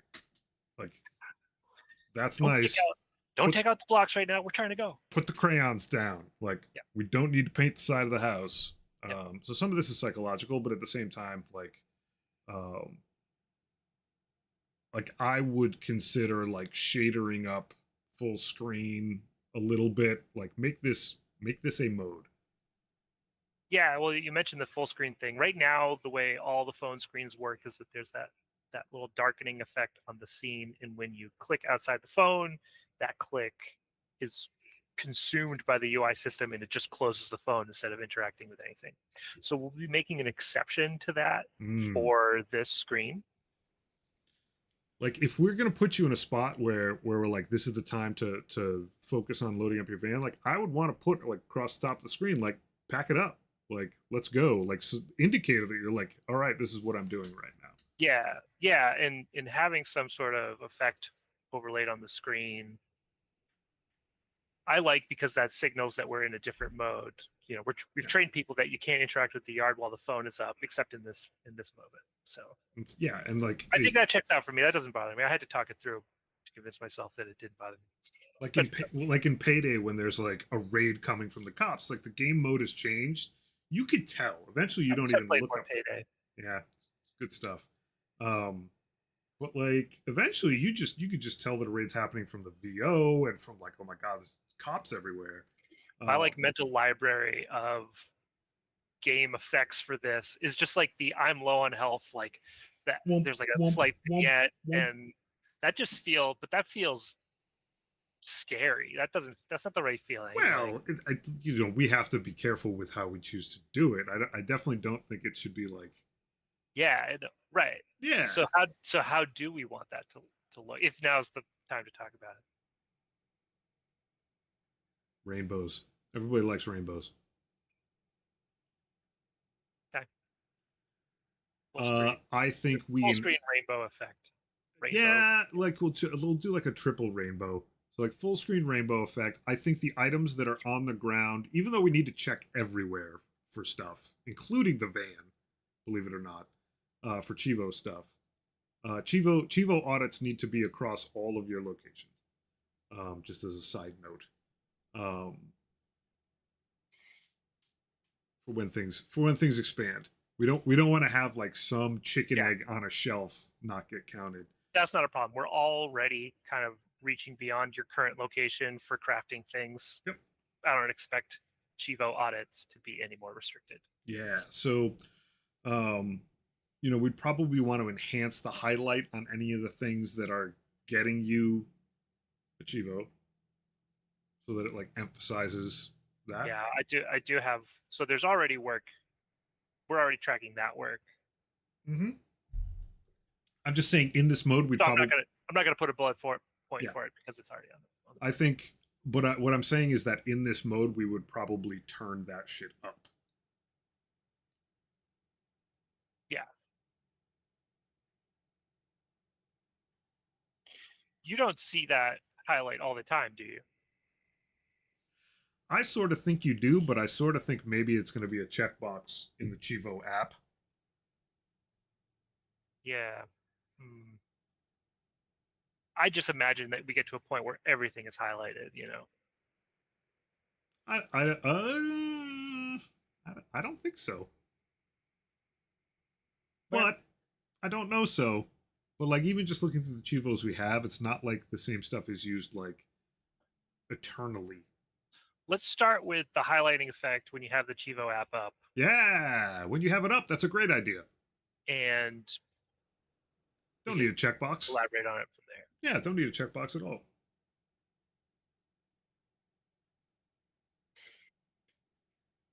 I dig it. And if we can do it for the Cheevo app, we can then do it for this state as well. Yep.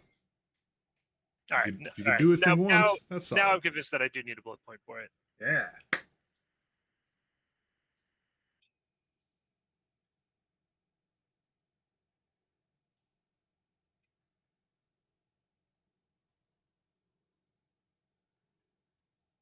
All right.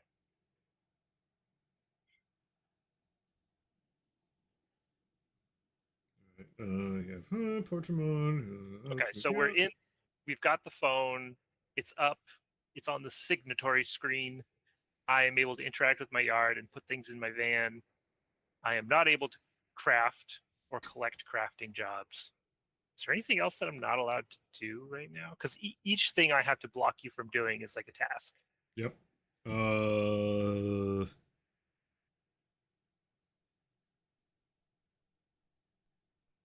Probably want to not make it possible for me to now. I have this thing up. I'm either backing out of it, in which case the mode ends, or I'm going through all the stuff and then signing, right? Yeah. Yeah, so it's one way. I was gonna say maybe shut off the other folks, but no, you don't need to do that. I think that's it. Okay. Well, let's say other folks, like make sure you can't get to other characters, but you can't. Yeah, you have to leave the screen. Yep. Leaving the screen deactivates all these modifications. This will be fun. This will be fun. This will be fun. This will be some time too. And this moment needs fanfare around it, and it's always been like unceremonious. Even like when we've discussed it, it's like someday we'll make this moment pretty cool. Like leveling up was like unceremonious, and I still got to remind myself to put a rainbow shader or some shader on all the stuff. Make it gold. All the stuff that spits out when you level up. Shiny gold. Yeah, there's a lot of tweaking that can be done with the confetti blaster component too. Like it has a range and it has velocity and gravity. Like all that stuff can be messed with. Every once in a while, make it randomly shoot flaming stuff out. Sure. I'm assuming if you back out, time doesn't catch up. We don't pause ever. Time will just move forward. Right. So like you'll be blocked from collecting, but timers will still expire and stations will become They'll be waiting for you. they'll be whooping. They'll be whooping, hooting and hollering. But yeah, we pause for no man. Building a game you can pause is like totally normal, but you've got to build your game in a way that it can be paused. Yeah. And frankly, that was like a pretty fundamental design decision of like, want this thing to just be cooking off on the side if you feel like it. Yeah. And not want any pushbacks for time. Like, time never hurts you. Right. For this one game.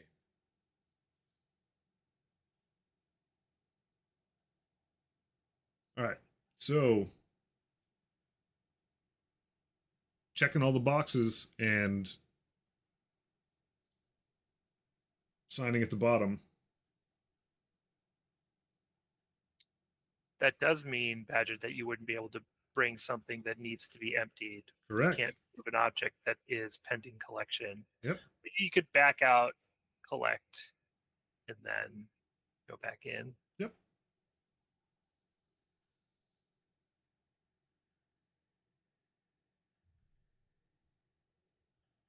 I don't feel bad about that personally. You didn't want me to remove objects from my yard in a way that would change what achievements are now properly going to be collected. But collecting from a station will not do that. Yeah, well, you could collecting from a station could make you valid for a whole other achievement.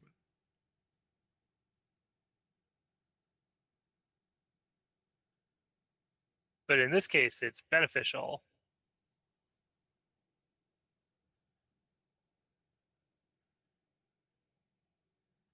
It is. But like, I'm not good. Like, the thing is, like, getting into this state and not being, I'm just going through my normal stuff. Like, the biggest confusion of like, I dumped stuff in my van, I left, all these like controls on it is like, I would rather we actually just treated this like a moment and not looked for ways to pull regular play mode into it. Okay. And backing out to like, maybe like that'll be easier. Maybe it'll be easier to just treat it entirely like all station interactions are disabled during this mode than do it piecemeal. We'll see. I'll have to get into it. Yeah, but like, you are intense enough in this game where if someone's like, oh, I was gonna collect from my forge before I did all this, but then I did all this and I forgot, and then I think I had gold that was coming out that would have gotten me this Cheevo. Like, that is when you come to the realtor, you are making a commit.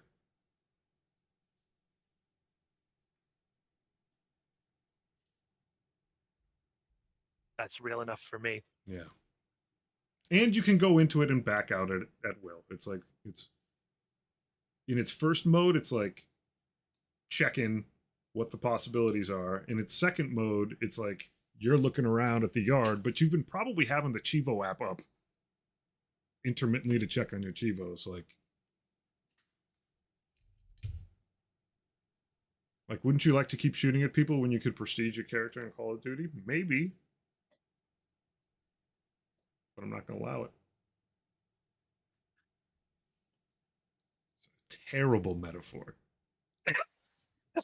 Unfortunately, it's true. All right.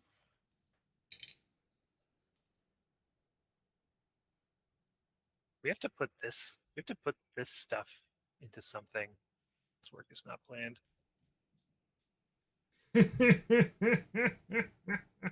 just noticing that. I'll make some notes.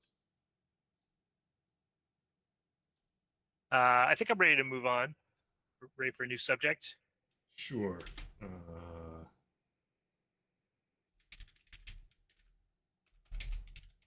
Discussed pack van flow, realtor. Discussed tricking out the van.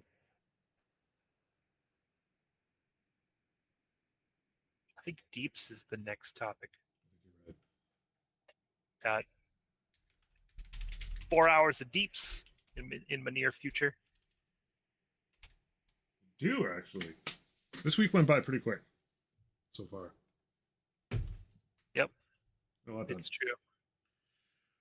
Deeps. The other game, Deeps. Oh, that's right. This crazy picture that we've got. Yeah, we got like into the fumes last time we talked about Deeps. Did we? There's Yeah, some there's some I'm like gonna switch the board here. feed and breed, some double helix, crazy whiteboard marker shenanigans.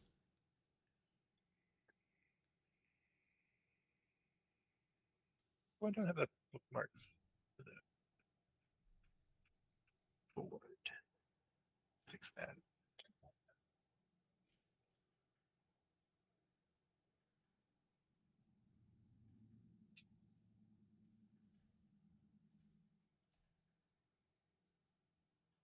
Oh yeah, no. I mean, this game is in a fugue state. Like, there's like the 5 colors of magic here. You gotta share your screen, buddy. But yeah, Let the insanity You're run right. freely. you're right. We got like good hangups on nomenclature. Solid. Yep. We have a magic type called thickness. It's good. It's pretty good. It's getting good. Um, Uh, so your yeah. next task is to make some critter, It's true. and I think we have some amount of drawings of this BS. Um, we should get into what the F's a critter. Yeah. Here's a lot of words.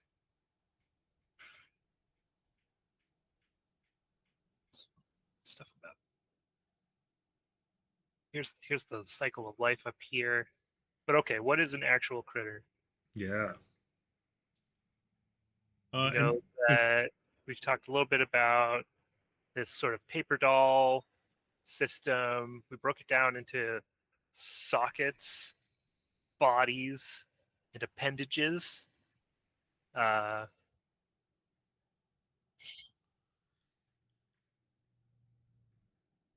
what we need to do, at least the opening artistic vision of this, is that the critters in this game are actually very much like paper dolls, like physical paper dolls. I cut out torso of some sort. I have some places where holes make sense in it. I make an appendage of some sort. I post one of those, what are those push pins that are always on manila envelopes that splay out like you. Butterfly clip? Butterfly clip is the clip on the corner. This is like, it looks like a flattened nail, but it's two pieces like this. Yeah, and you bend it down to seal the envelope. I know exactly what you're talking about. Everything is fixed. If anybody knows the word for that, that's yeah. Amazon, here we go.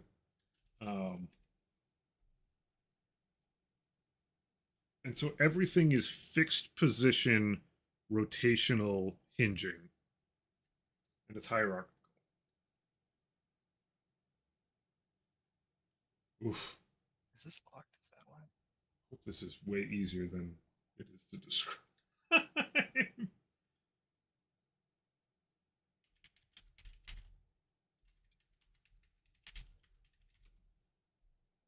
So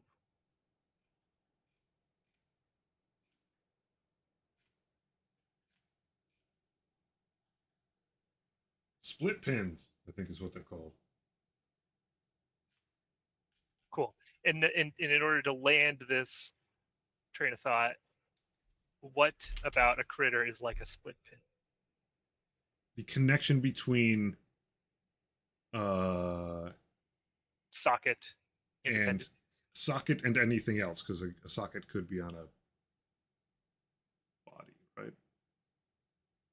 Body's just like Yeah, the root, bodies root bodies have a appendage. width, a height, and a collection of sockets. Mm-hmm.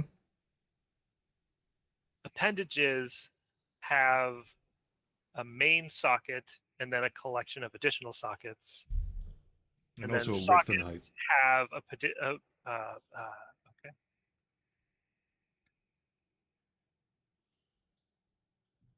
I What are think. the points are? Do they have a width height or do they have like a sprite? Probably both. I mean, the sprite comes with a width and a height. So Yeah, let's just use that. And then body is the same way. yeah.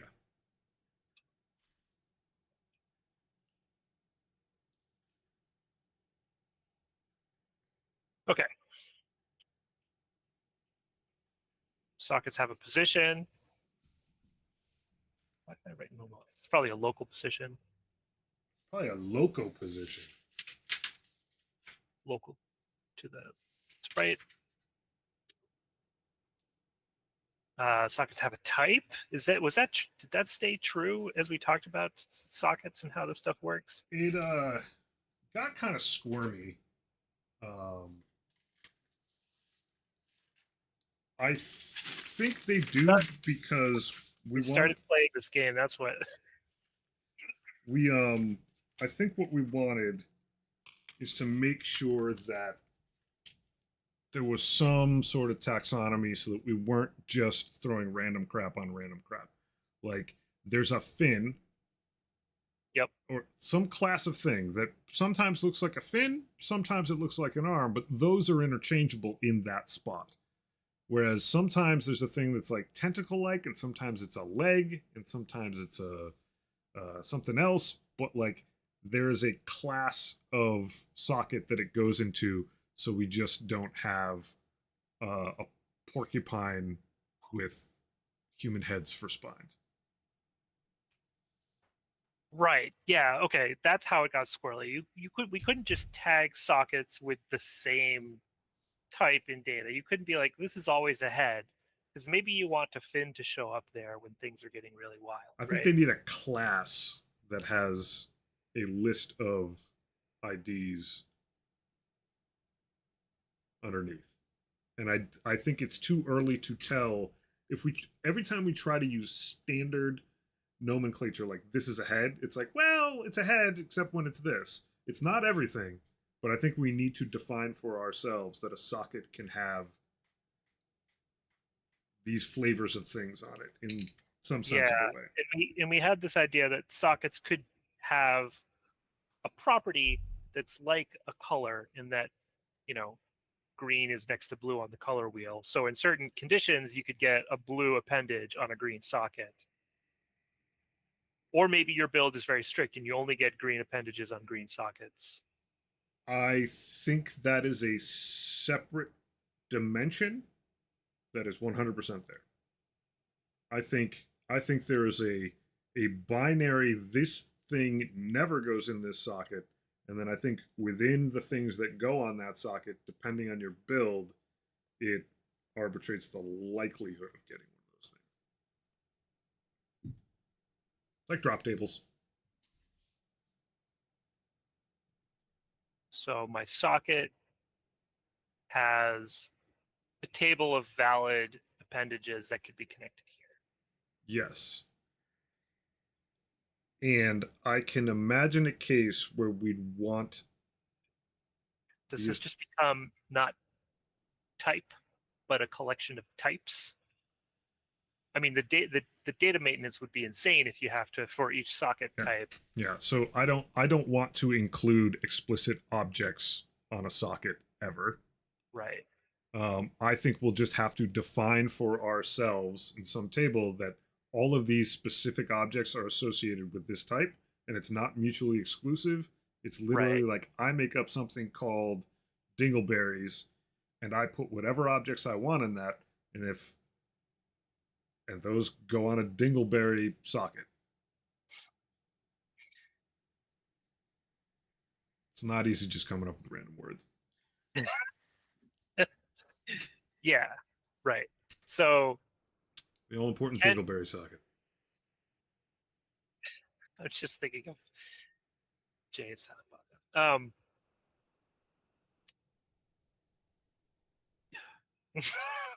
Wait, okay.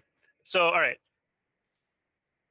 my socket now has a collection of types that are valid for it. Yep. My appendages also have a collection of types that they satisfy. So you could have a fin head, and this appendage would match any sockets with fin and any sockets with head. I think that makes sense.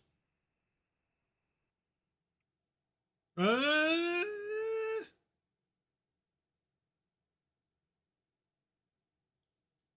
I think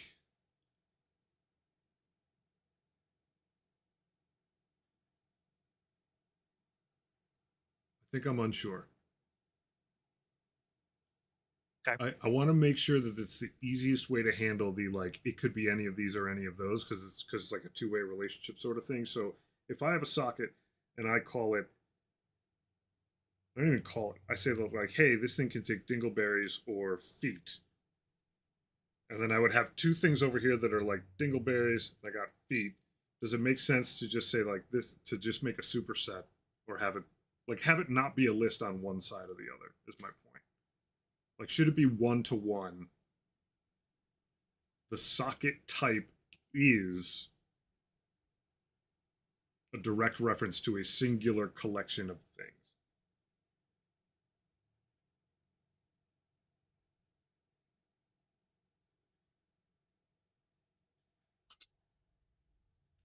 Okay, so the socket type is a single reference. Might as well make it a list. Maybe. So where I'm getting to with this is like, where are we going? It's kind of half a dozen to one and six of the other for me. It Yeah. is absolutely not for you. Yeah. So I'm thinking about what gameplay ramifications can affect the probability, and if it's a single list, then it is like a pure drop table. What I'm saying is that this socket is a gold chest, and here's all the things that drop out of a gold chest, and here's the rarities on them when they show up in a gold chest. And then I could make a silver chest for a different socket, and it could have some overlap with what's in the gold one, but with different rarities or whatever, but it's still just a singular thing. As soon as I say that this socket could be a gold or a silver chest, the math behind it gets squirrely. Or at the very least, the presentation of that math in a database. Right. Okay. I think I see what you're saying. So if the system is sockets have a collection of whatever types and appendages are tagged with whatever types, it's just difficult for you to really understand what might show up at a given socket without aggregating all that data yourself. Correct. And if It's there's no big deal for me to aggregate all that data. That's just how it works. That's just my life, right? Like I'm going to have to slurp all of this data up at runtime and put them all in a bunch of buckets and start pulling shit out when I'm making creatures. it's true, but honestly, and on your side, there's a little bit of flakiness there because if I have two different pools of things that each have their insular percentage chance to drop, you'd have to now mash those pools together in a way that makes sense. And there's 8 million ways to do that. Yep, we would have to pick one. Not insurmountable, but I Correct. think I'm on board with what you're saying. Where what do we call these? Connection tables? I mean, if it's one to one, then we just have types. And that's it. Like each thing is a type. Badger says, need a value to track, but don't need to know what the values need to be yet. Here's where this gets hard. This from a few minutes ago. This was from when we were starting to get into this whole thing. Okay. This is sort of where like object-oriented programming comes into play, though. Was like there's a cart and a horse. You have to like sort of get down to the how you'd possibly want to lay anything out when you don't have anything and talk through. Yeah, we're at the point where I sort of get what you mean, and I'm trying to land it with an analogy that makes sense to me so I can then work with it and expand on it. Yeah. So if I have a, if I look at this like green diagram here, like, I mean, honestly, the drop tables make sense to me. Like your analogy doesn't have to actually be themed in the thing. yeah, what I'm just getting at is that, and I'm talking through this as much for me as you, is that in this little green torso chart, like L underscore A would be a type, and there would be a bucket somewhere that says all of these IDs are valid for L underscore A. So L underscore A would be a reference to this new data structure, which is a collection of valid appendages for that slot, Correct. for that socket. Yep. And that would allow me to make sure that all the stuff in H, if I wanted to, would never be in L underscore A. I could, if I needed to, flip every asset in the LA list and choose to make that the RA list, so left and right arms would always be in the right place. Like that's the kind of like possibilities that I get there. And I could choose, if it was funny, to put tentacles in left arm, left leg, and right leg, because they're all just independent buckets of whatever you put in them. That's what I foresee myself doing. Do you foresee yourself enjoying doing that? I do. Okay. Like it What do we gives call these buckets of appendages?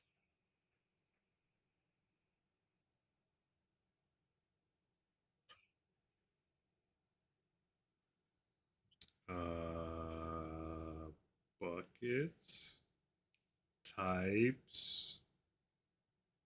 Types is terrible. I would say classes of appendages, but like their definition is manifest in what they are.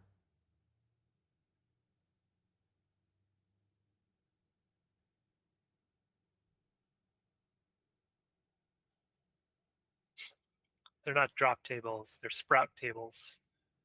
What might sprout from this socket? Yeah. They're socket tables because it's 1-to-1. L underscore A is a table of objects that fit there, and the socket that you put on something is L underscore A because it's what it talks to. This is problematic for me because Eh. now I need to know whether I'm talking about a socket on a body or a table of possible appendages. Growth table. These are growths. Perfect. I have a strange growth in my L underscore A socket.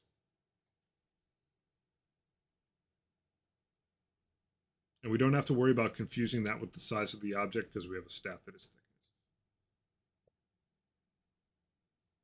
So there might be a growth table named head, and it will contain heads. Yep. Cool. Could And contain. there might be a growth table named fish heads, and there might be a growth table named fishy zombie tentacle heads. Yeah, and if I wanted to literally change any head with anything else, then what I would do is just go, everything's got the same head socket. Now I would grab every single sprite that I've got with head sockets on it. I'd be like, you know what? Those all just take universal heads, and I would dump all the heads in there into one table if that's where we got to. Or like, you know what? It's funny if they all just like have a chance. Could do that.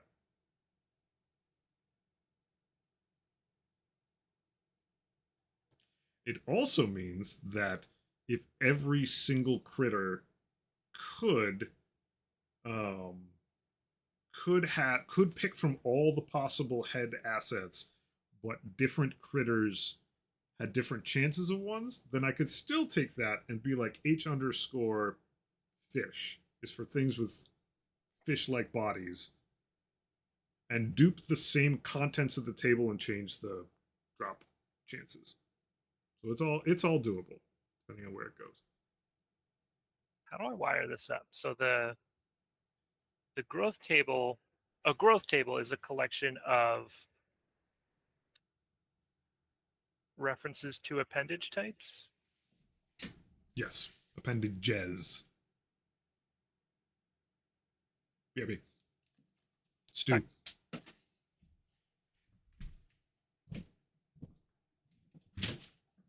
And then an appendage, it still needs a main socket because I need to know which point on the appendage to attach to the socket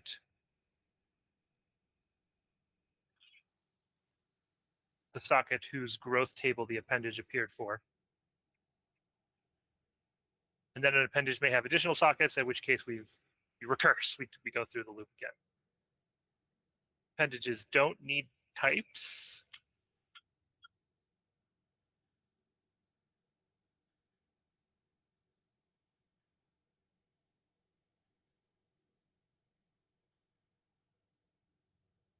All right, and we have color sort of penciled in for socket.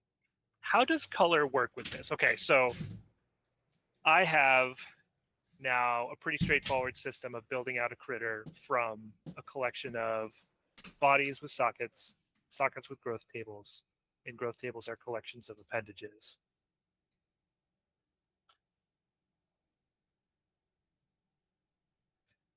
How do I navigate, one critter creation with the most vanilla basic stat setup? It's, we're full pelagic magic, so everything is very like fishy and normal. Mm-hmm. Versus how do I navigate the situation for, a full-on Eldritch. Eldritch build or whatever. Doesn't even work that way anymore. I think it does. I think you'd have this base torso object that has a list of sockets in it. And if I wanted to decide what went in its head socket, I would look up the appropriately named head growth table that is in the name of the socket. I can tell we're succeeding because talking about this is hilarious. And yes, exactly. Because yeah. And then within that table, it has the list of stuff, and in some way, mathematically, in some column, eldritch heads are differentiated through some stat sorcery that we have not designed. I don't know if I want to 100% design it here, but if this thing was fed and exposed to a bunch of eldritchness while in its egg state, then its chance to have one of those eldritchy things in that list would go up and up and up. Okay. As long as we don't think this plan gets in the way of doing that right, I don't think it does. We don't need to get too deep into it yet. Oh, I want to make sure that we leave the slot machine. I don't want to say I do mean underdeveloped. I don't want to go way out too far and do some like crazy ornate thing when we probably aren't going to need it. I'd rather it be like as simple as possible in its first incarnation, as long as you can code it in such a way where you can come back to it consistently and like robustify it. I'd rather work additively than reductively. For sure. Same. It's always better. Yeah.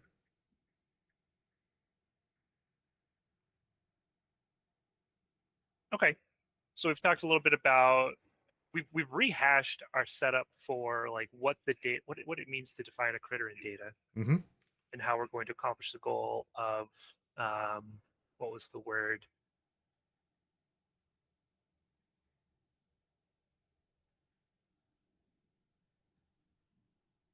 sort of goofy combinatorics. That's not the right. Oh, that's right. I think we did have like some interesting Combinatorial humor. combinatorial humor. Yes. All right, let's talk about critter instances because I'm probably going to hand wave hard code a bunch of this stuff, or not even have appendages What? by tomorrow. What? You're gonna lose all your appendages, Will? You're just gonna be some floating torso the next time we talk? I'm not gonna have code to show that, like, it might not even get appendages. Okay. You know, that's what I meant. What does a critter instance need? Like, it has this whole appendage modeling going on. Yep. It got stats. See crazy diagram to the left. What else? It's got stats. Aspects. Yeah.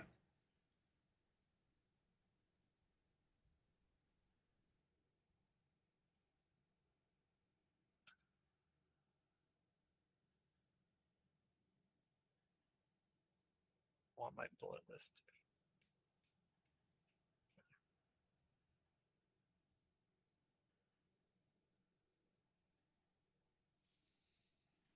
It has the 5 aspects. Yep. Right? It has a life cycle state. At the very least, Okay. there's 2 right now. We may end up with more.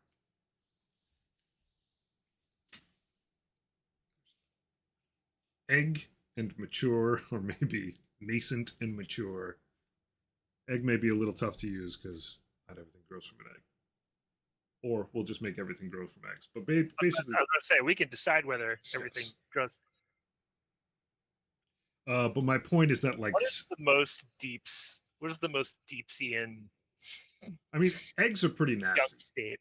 You know, going into the underground cave with a bunch of like throbbing, glowing eggs stuck to a wall is pretty horrifying. Yep. But like, someone's grandma falling off a boat might actually be the egg state of a zombie. Sure. We can use the term egg loosely. Yes. Fair enough. Seed.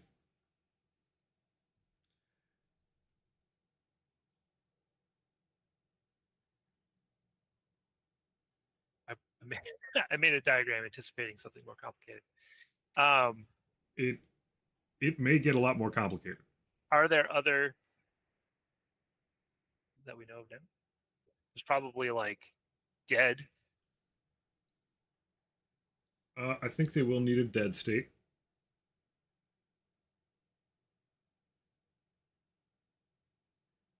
Because you can chum things. You can, but that could very easily be like the thing's floating around alive, and the chum action is just like poof. But I think we want a dead state to play with. Is there a difference between dead and chummed? Chummed is consumed for stuff. What I'm saying with dead is that I don't think dead is chummed. I think some things, I could see a case where I have something, I raise it from an egg to mature, and then under some circumstances, potentially chummed being one of them, it's dead, it's floating around, and it's still doing something. Like piles of dead stuff on one deeps level is giving off stink and is adding to the deathiness of other things that are there. So dead. But it's like a beacon thing. It's not swimming around doing fun stuff. So you can go from a mature critter to a dead critter, and you can go from a mature critter to a chummed critter. You could go if you get. You go from a dead critter to a chummed critter. I think that's fine too, but I don't think you go to a chummed critter. I think chumming is an arrow between 2 states. And also an arrow to no state. Potentially. I think chumming's Sure. the action. In my mind, chum. Okay. Here. Actions look like this. Yeah. Chummed might. No. Might make you dead. Also might just delete you.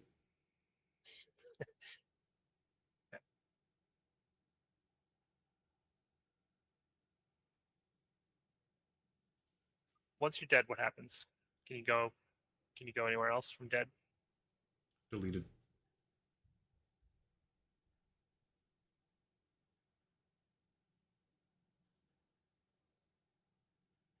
Cool.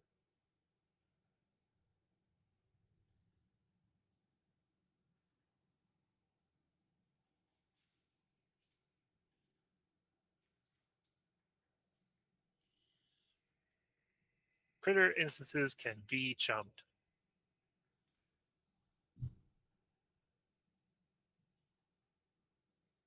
Critter instances can be hooked. Yeah.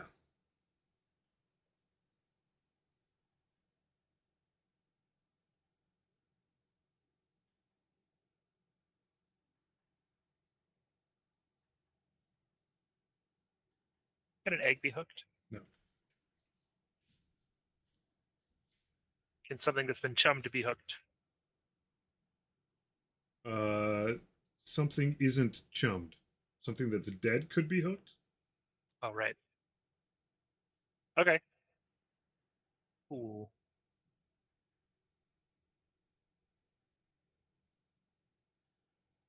Badger says he'd like to know how many eggs we're playing with.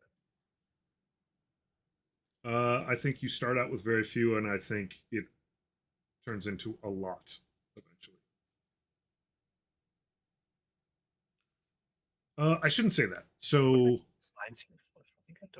total critters will go up, but basically you will have quite a few. That's why I really don't like the term egg, because it's really like nascent thing.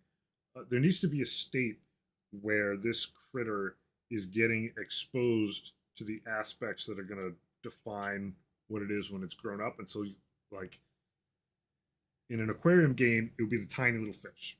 Tiny little fish going around. It's like, doesn't do much, just kind of eats. Um, and there will be a lot of those. And the rarer ones probably spend more time in that state before they pop into something mature.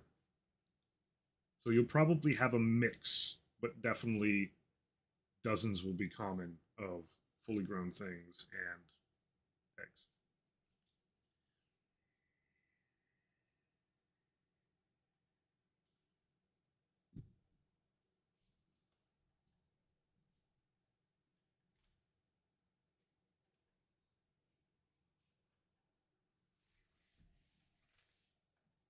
Sorry. Being a little bit. He's making a chart. Arrows. You should probably make an output from chummed. You could have 144 guppies swimming around. Yeah, I think so. This is where like you're gaining some resources for this and for hooked as well. Like there's a transaction that happens when things are chummed. I won't worry too much about that. Okay. In my what I'll need is for critters to afford a way to be chummed and afford a way for other objects to notice when something has been chummed and do whatever it cares about that happening. Dig it. We can totally get into that later. Sounds good. But yeah, given stuff like this, behaviors, like we're giving things behaviors now, and we're getting into the like observer pattern kind of object oriented coding thing. Sweet. Okay, so critter instances will receive on construction an appendage model that I will fake for now. Mm-hmm. They'll have these aspects as a stat. They'll have some sort of life cycle state. They'll have some sort of like state machine thing going on. Mm-hmm. They'll be able to they'll expose a behavior of getting chummed and getting hooked, and they'll be responsible objects that allow other systems to react to those events. What else? Badger asks, chummed means the points of contact are broken and pieces become food.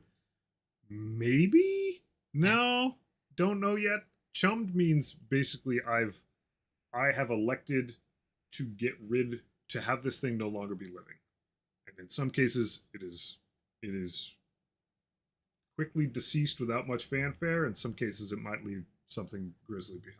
Yeah, there's something that happens between chum and getting to make more eggs, right? According to yonder There is. classic aquarium game loop. So I want to make it clear that like you're not wrong, Badger. I just don't know that we're there yet in terms of adorning it in some more complicated way. It's literally just like I mean, I kind of like what he's getting at. I do. Um, That breaks it down. It decomposes it in a nice, easy way for me to right, but whether or picture the not whole object model. it is absolutely true, and I imagine things will have some sort of fall apart animation. But what we're focused on right now are the states. I do think they should break up. Whether or not those individual pieces become food is a can of worms I don't want to open.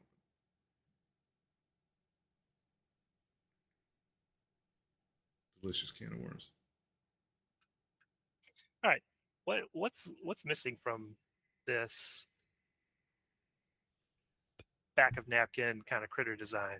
We've talked about the aspects a lot. We've got all of these. It's supposed to It follow food and eat. It needs to be in a depth. That's like a. Yeah, it's true. That's not going to be a property of the critter, but a depth will have A collection of critters. A collection of critters. Yeah.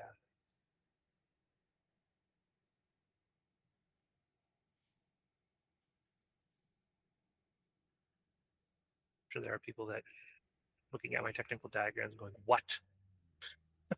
Do you want to throw in something like behavior state for critter instances? Is that life cycles? No, it is not. I see. So behavior state. This is like, am I floating left or right kind of behavior? This is higher level than that. This is, am I just meandering around? Am I approaching food? Am I in the process of eating? Because part of where we want to get to with this tank is that I can plop food around and the fish will go to it. Ah, That's an important goal to be driving at. Am I being hooked? So these are life cycles. States.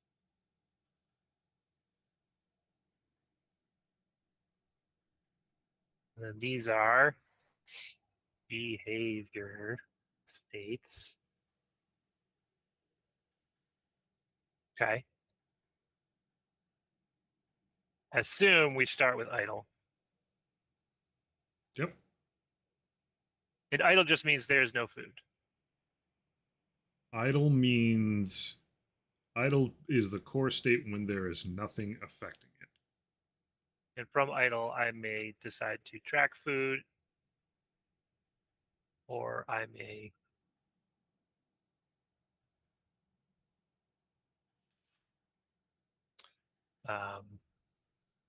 have a hooked behavior. I might behave a certain way when I'm hooked. Mm-hmm. Probably just means follow the hook.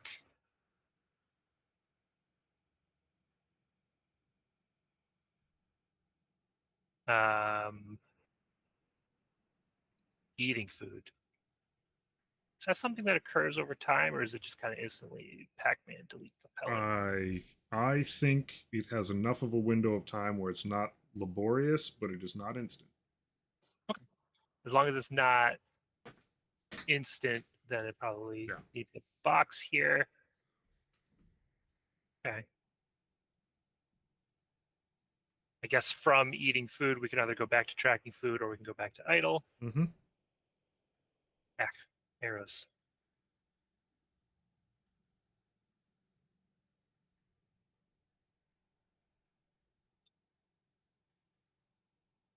I guess hooked can really like interrupt almost any of these except eating food. No, I think Okay,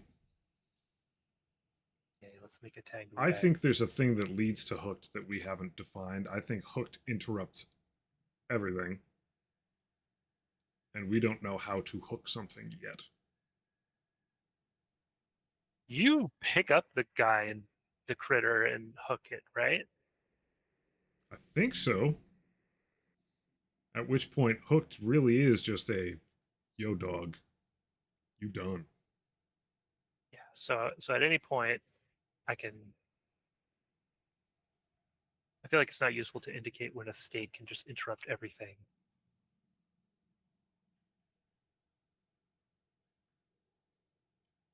These are the idle behaviors.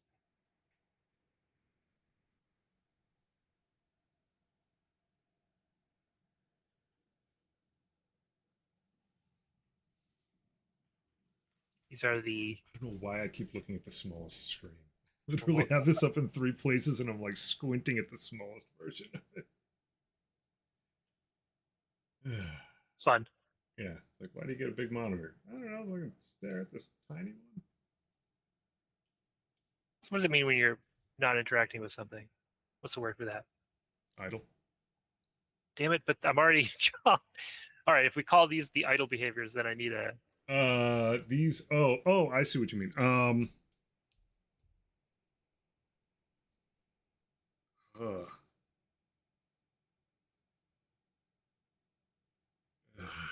Words are hard. Words are hard. I'm gonna go with uninteractive behaviors, and then Horrifying. at any point you can go from something that's uninteractive to being grabbed by the player with their tap,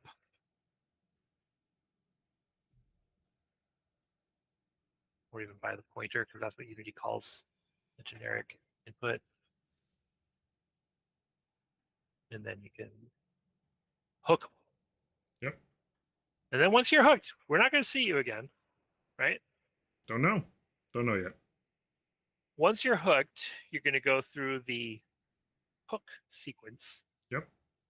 Whatever that means. Yep. I don't think that hooked inherently 100% of the time leads to destroyed, though. Sure. I'm going to just kind of hand wave that all the Yeah. way and call it the hooked sequence. And I'm not going to work on that at all tomorrow.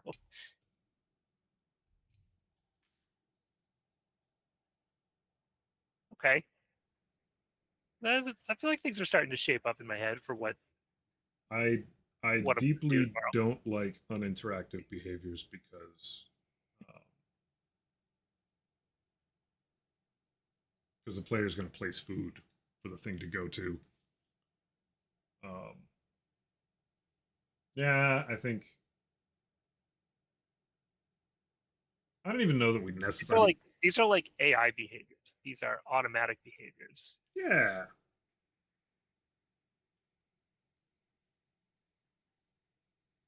Yeah.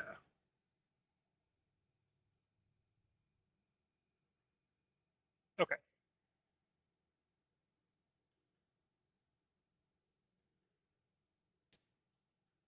And I could also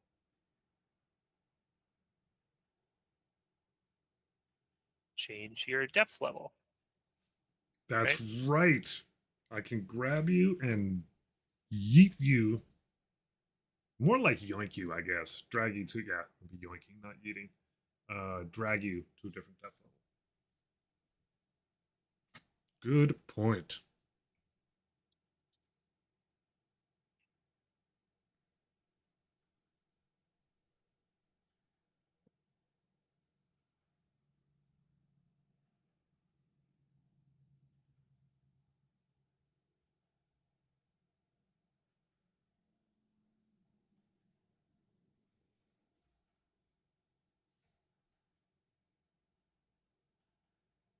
Man, I really want these things to break apart when they get destroyed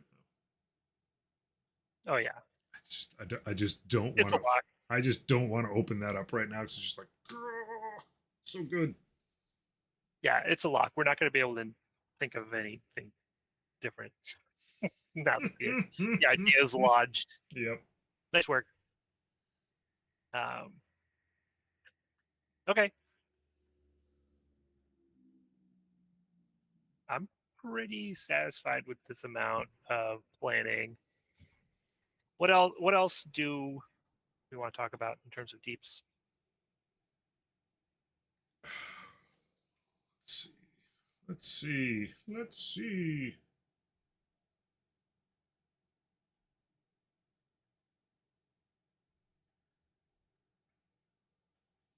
I feel like we talked enough about the paper doll rigging. I mean, I think a lot of this is like very quickly going to be like, here's the most basic version of this. Okay, now what do we want to do? Yeah. Do we want to think about, technically speaking, how we would make, um, not just in code, but like the flow through of how to make an actual critter? Like now that we have some stuff on paper, like how do we determine what a pivot point is? Is this something that like, are we adding bones to things in Unity? Is this something like you're gonna do some, we're both gonna do some research on? Like, We are going to need to do some R&D on this. I don't have a good answer right now. I think that we don't want to be doing this in spreadsheets. I agree with that. I think that's sort of the spreadsheet centric tooling for Cruft is perfect for Cruft, Yep. but not for deeps. Yeah. So that's fine. What I imagine the flow being, and I've, you In know, fact, maybe what we're doing is like having peeked into some of the like 2D animation stuff, is that I imagine I'm just going to be making a bunch of sprites for different bodies and appendages, and then making singular, maybe sometimes multiple bones in them, and letting the animation system sort of like sort itself out in terms of how much things move around. yeah, we need a way for loading up a sprite, annotating it, marking it up with sockets.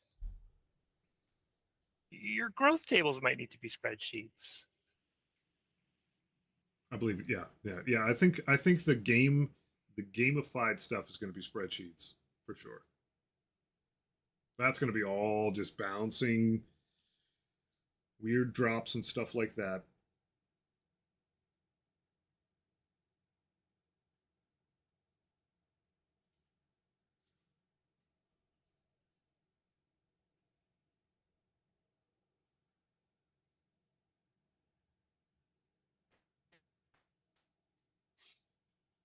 Yeah, no, I think this is a great question, and I think it's something that I need to start budgeting just like R&D time for Yeah.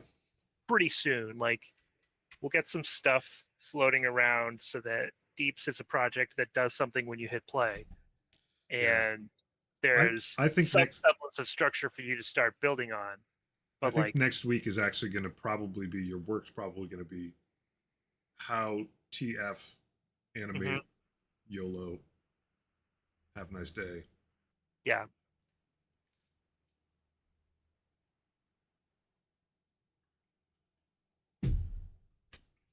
Which is a good spot to be in. Like, if we can get something just floating around, looking at stuff, going through its states, you know, getting the like sort of, you know, debuggable sort of thing going, fantastico. Um, After that, if we can get, you know, a couple of oval sprites to like stay near each other the right way, like that opens up a lot of possibility. And like get a workflow, probably won't even be after the first pass on it. Like figure out what the workflow needs to be at that point to make, you know, make me a biped, make me an octopus, make me a lobster, like figure out where things break down and then just make stuff.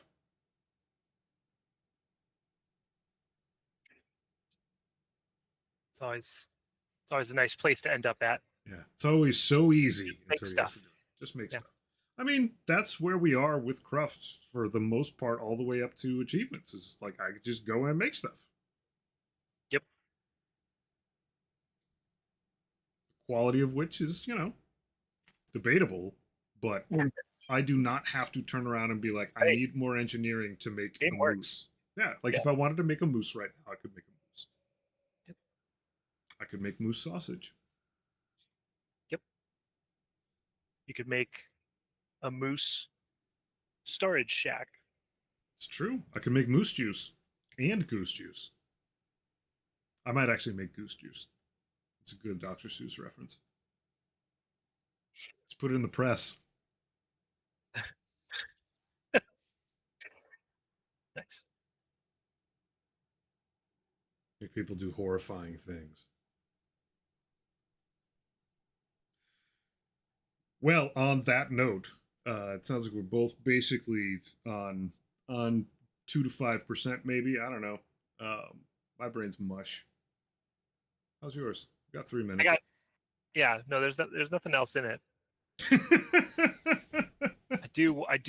I want to use every minute of our booked time, but I also don't want to sit here and wag my tongue for no reason. So That's true. I think we accomplished a great deal. Maybe it's just time to like recap. Like we did overhaul the van flow, realtor flow. That's good stuff. We sort of reaffirmed how our Cheevos are laid out. That's good. I found out that Tim or Otto should probably sell fishing rods and tackle, at least in farm to table for now. What else did we do? We did test the build. Good. I have to add an icon IDs column to the Cheevo spreadsheet so that we don't have to draw 4 grape icons when you unlock 4 different scales of grape recipe. Yeah. We reminded ourselves that we still need to track and execute on work for the tutorial step that teaches you how to zoom and pan the camera. True. Those are the only 2 notes I have. At some point you said you were taking. Yeah, I took some notes here.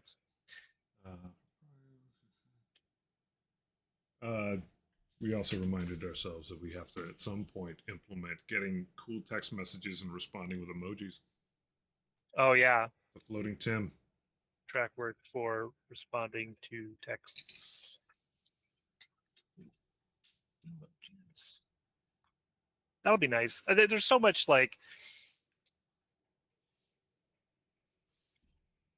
it's easy for us to feel like, oh my god, craft is like there, it's almost done. But there's also so much more we could do on the character side. Yeah, it's just not it's there at all. It's not there at all yet. It's barely there at all. Right. I think like the characters are a sum of their items to people, which is still, I mean, it's not nothing. It's actually a lot of personality in what they provide. Plenty of people see other people's that way too. It's true to life. People are like, what can I get out of this person? Sure. But I envision like day 0 of early access being there's enough stuff to play through that it feels like a genuinely interesting experience, and then a lot of what we're layering in there is like more stuff, like more levels, because they work in conjunction with more Cheevos, and a lot of that after that is like character type stuff, like van included. Working out those kinds of deets. But yeah, we are not inching, we are striding ever closer. We're getting there. We are getting there. I mean, realistically, like next week we have Cheevos doing something. Yep. Yeah, so next week we'll get into what I'm going to get through next week at the next stream, because it's going to be cleanup, and then deep's work for me tomorrow. Mm-hmm. So I want to get into that. All right.